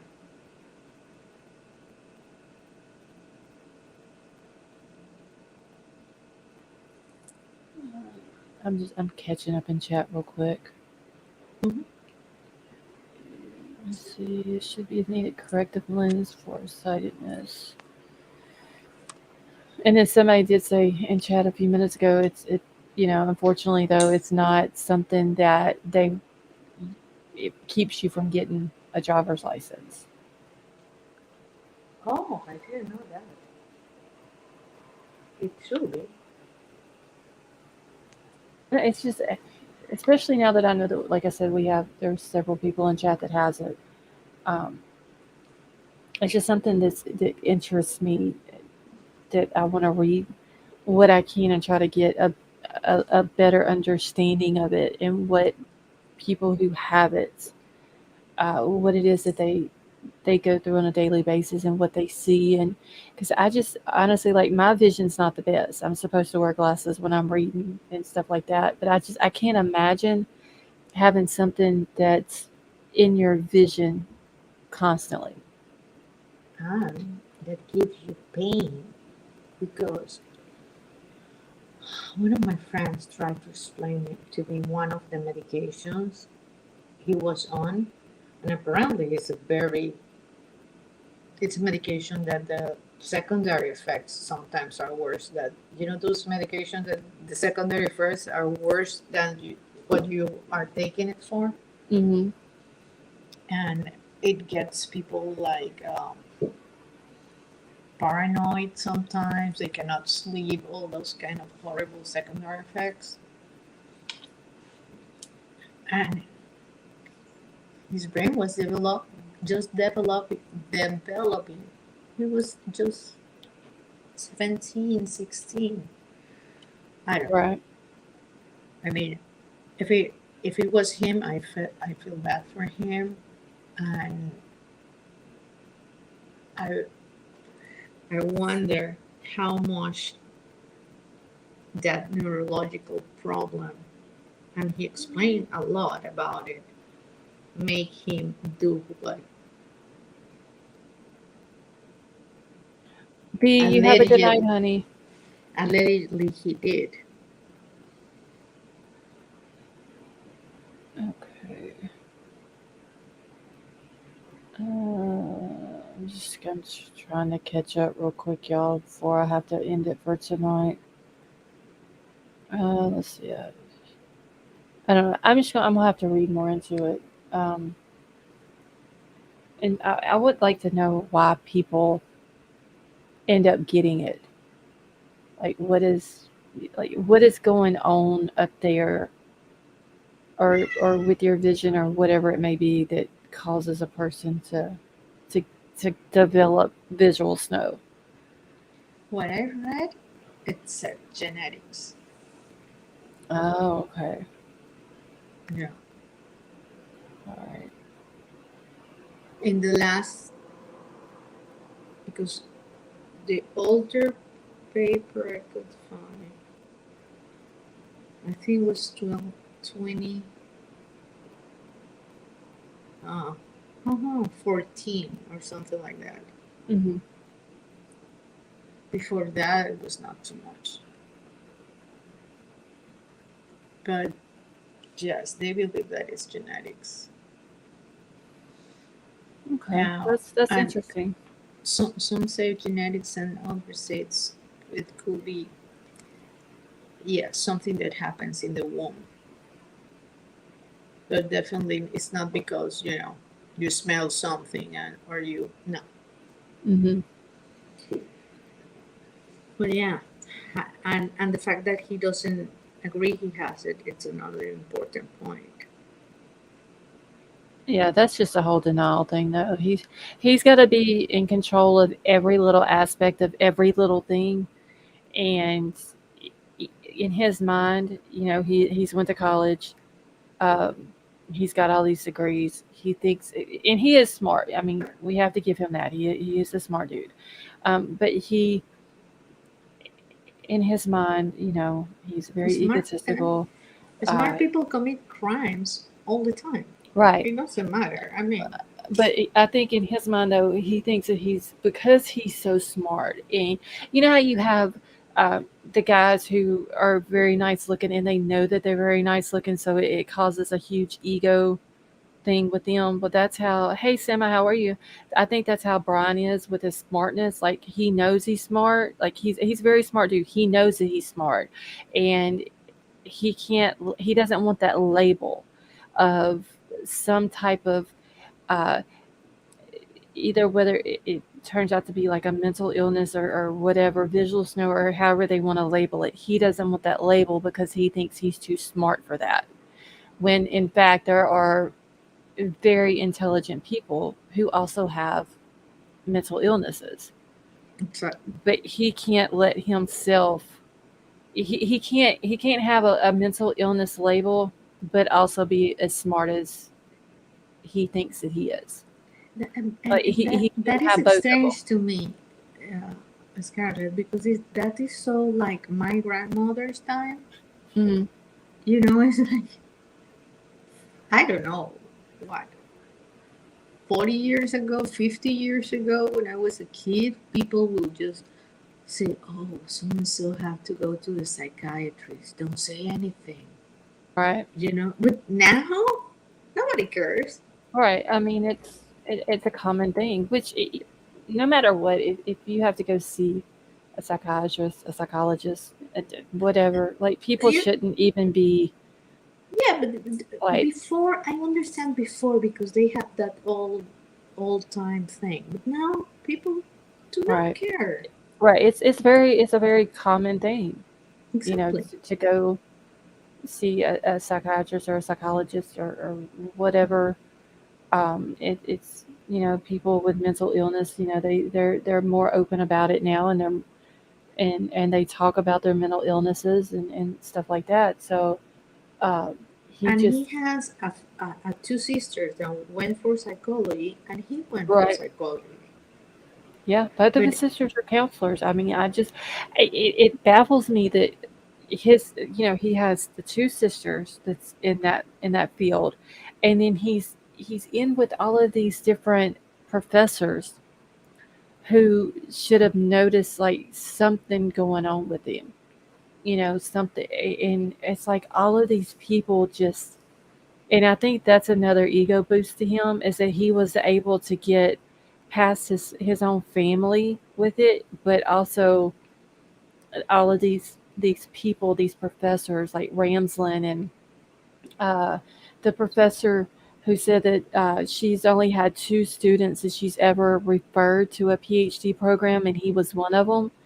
Um, that's another ego boost because he may have this mental illness, and in his mind, he may know that he has it. He may not like it, but the fact that he was able to get past all of these smart people and him not see that he has it, that's a huge ego boost for him. And I heard something in another channel. I don't know if it's true or not because I'm off Facebook since I don't know 10 years ago. But look around at his family tree, and you will have a program. Mm-hmm. Because, oh my God, the drama is more than Greek. It's like Macedonian. It's Right. I was like, I cannot believe this. On his father's side, there's some allegations from a widow of one of his father's son, one of his uncles. Mm-hmm. Look at Facebook. I don't know if it's true or not. I have no clue. But it's strange. Yeah, I'm all for sure. I'm gonna have to look into it. Anyway, I'm glad that you're better. Oh, well, thank you. You sound better, and I'm sorry. I've probably been in 4 days because it took me a time. Like this cable, that cable, the other cable. I don't know how you guys do it. This USB-C and the lighting table and the microphone needs this and that. I'm like, really? Yeah. I just want to talk when my favorite channels are on. I mean, yeah, it's a lot of different things that it takes to make the YouTube channel work. I mean, when I was on the other side, I was like, oh, yeah, they just turn on their phone and that's all. No. No, I hate doing. I tried the whole phone with StreamYard several times. Yeah, I don't like it. It's it's more advanced when you have a computer though, because you got to have, like you said, your mic, and which I was using a headset forever, and then I got the mic and you got to have your StreamYard and all that. So, see, Jeanette. So, what do you know about the crazy neighbor actually being an important witness? This timeline matched the new timeline. Saw the car several times. Jeanette, I think the creepy neighbor is just. I don't know. I don't know how credible he would be. Seriously. I mean, that dude is. I don't know. Wait, Chef Boyardee? Mm-hmm. Yeah, What? E9. He said that he saw the car? He said that whenever he came home at 1:30 that night, he saw a luxury black SUV parked in front of the girl's house. Now, I don't know if whenever he says he come home at 1:30, if he means 1:30 on the dot, or if he's talking give or take a few minutes of 1:30. Um, was he talking 1:30? Was he talking 1:45 when Ethan and them were supposed to get home? I don't know. I don't think he's credible. Um, I think that he has a mind of a child. He thought that it was funny that he was out in was it San Francisco? He was out there when he like left town real quick, and there's a white Hyundai Elantra parked on the side on the street, and he like runs up and takes a picture of it and is like, "Oh my God, the killer's following me! Like, here's the white Elantra and blah blah blah." And like Yeah, I I remember just, that. yeah, like that it's not funny. So I don't know how credible he's gonna be, like, because making jokes of something like that when 4 kids have been murdered, and these are like literally 4 kids that he claims that he had been in a house with, like because he wandered over into his neighbor's house party and he remembers talking to Ethan, Xana, and and Kaylee. And Moonvale, thank you so much for the super chat. And she says, "Thank you, Lost and Mods, for all the great, for always doing a great job." Thank you, Moonvale. I appreciate that. Um, so I don't know if he's going to be a credible witness. If he even turns out to be a witness, I don't know. You know, he literally came out and said, "Oh my God, I'm famous." Like, dude, you wasn't famous. We were just all talking about how dumb you were for the things that you were saying. We didn't make you famous. Yeah, but that's how we perceive him. Mm-hmm. But the law doesn't have anything against him. I mean, what? If Anne wants to, just put it on a hold, unless they have the camera. Yeah, another camera looking at their parking lot, then we can forget about Chef.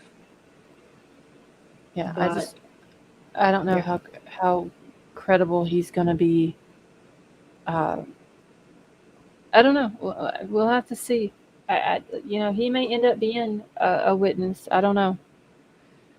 It's going to be interesting to see when this thing goes to trial who all the witnesses are. No, if they have a camera in front of that parking lot, they will not need him. If it's a car, okay, fine, they will need him. But if no car, they will not need him. I really think that DM she will get some kind of deal to be protected on the stand if she takes the stand.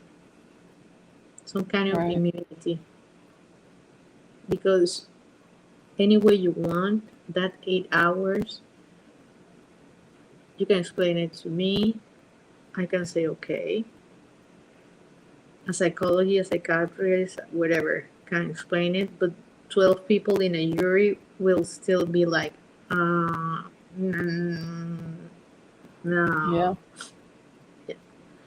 Yeah, I'm curious to know what her excuse for that is.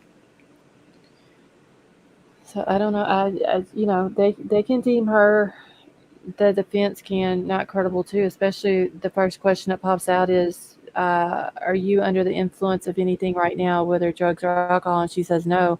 And then, okay, well, what about on the early morning hours of November the 13th? Were you under the influence of any alcohol or drugs? And if she says yeah, well, boom, like you're not credible.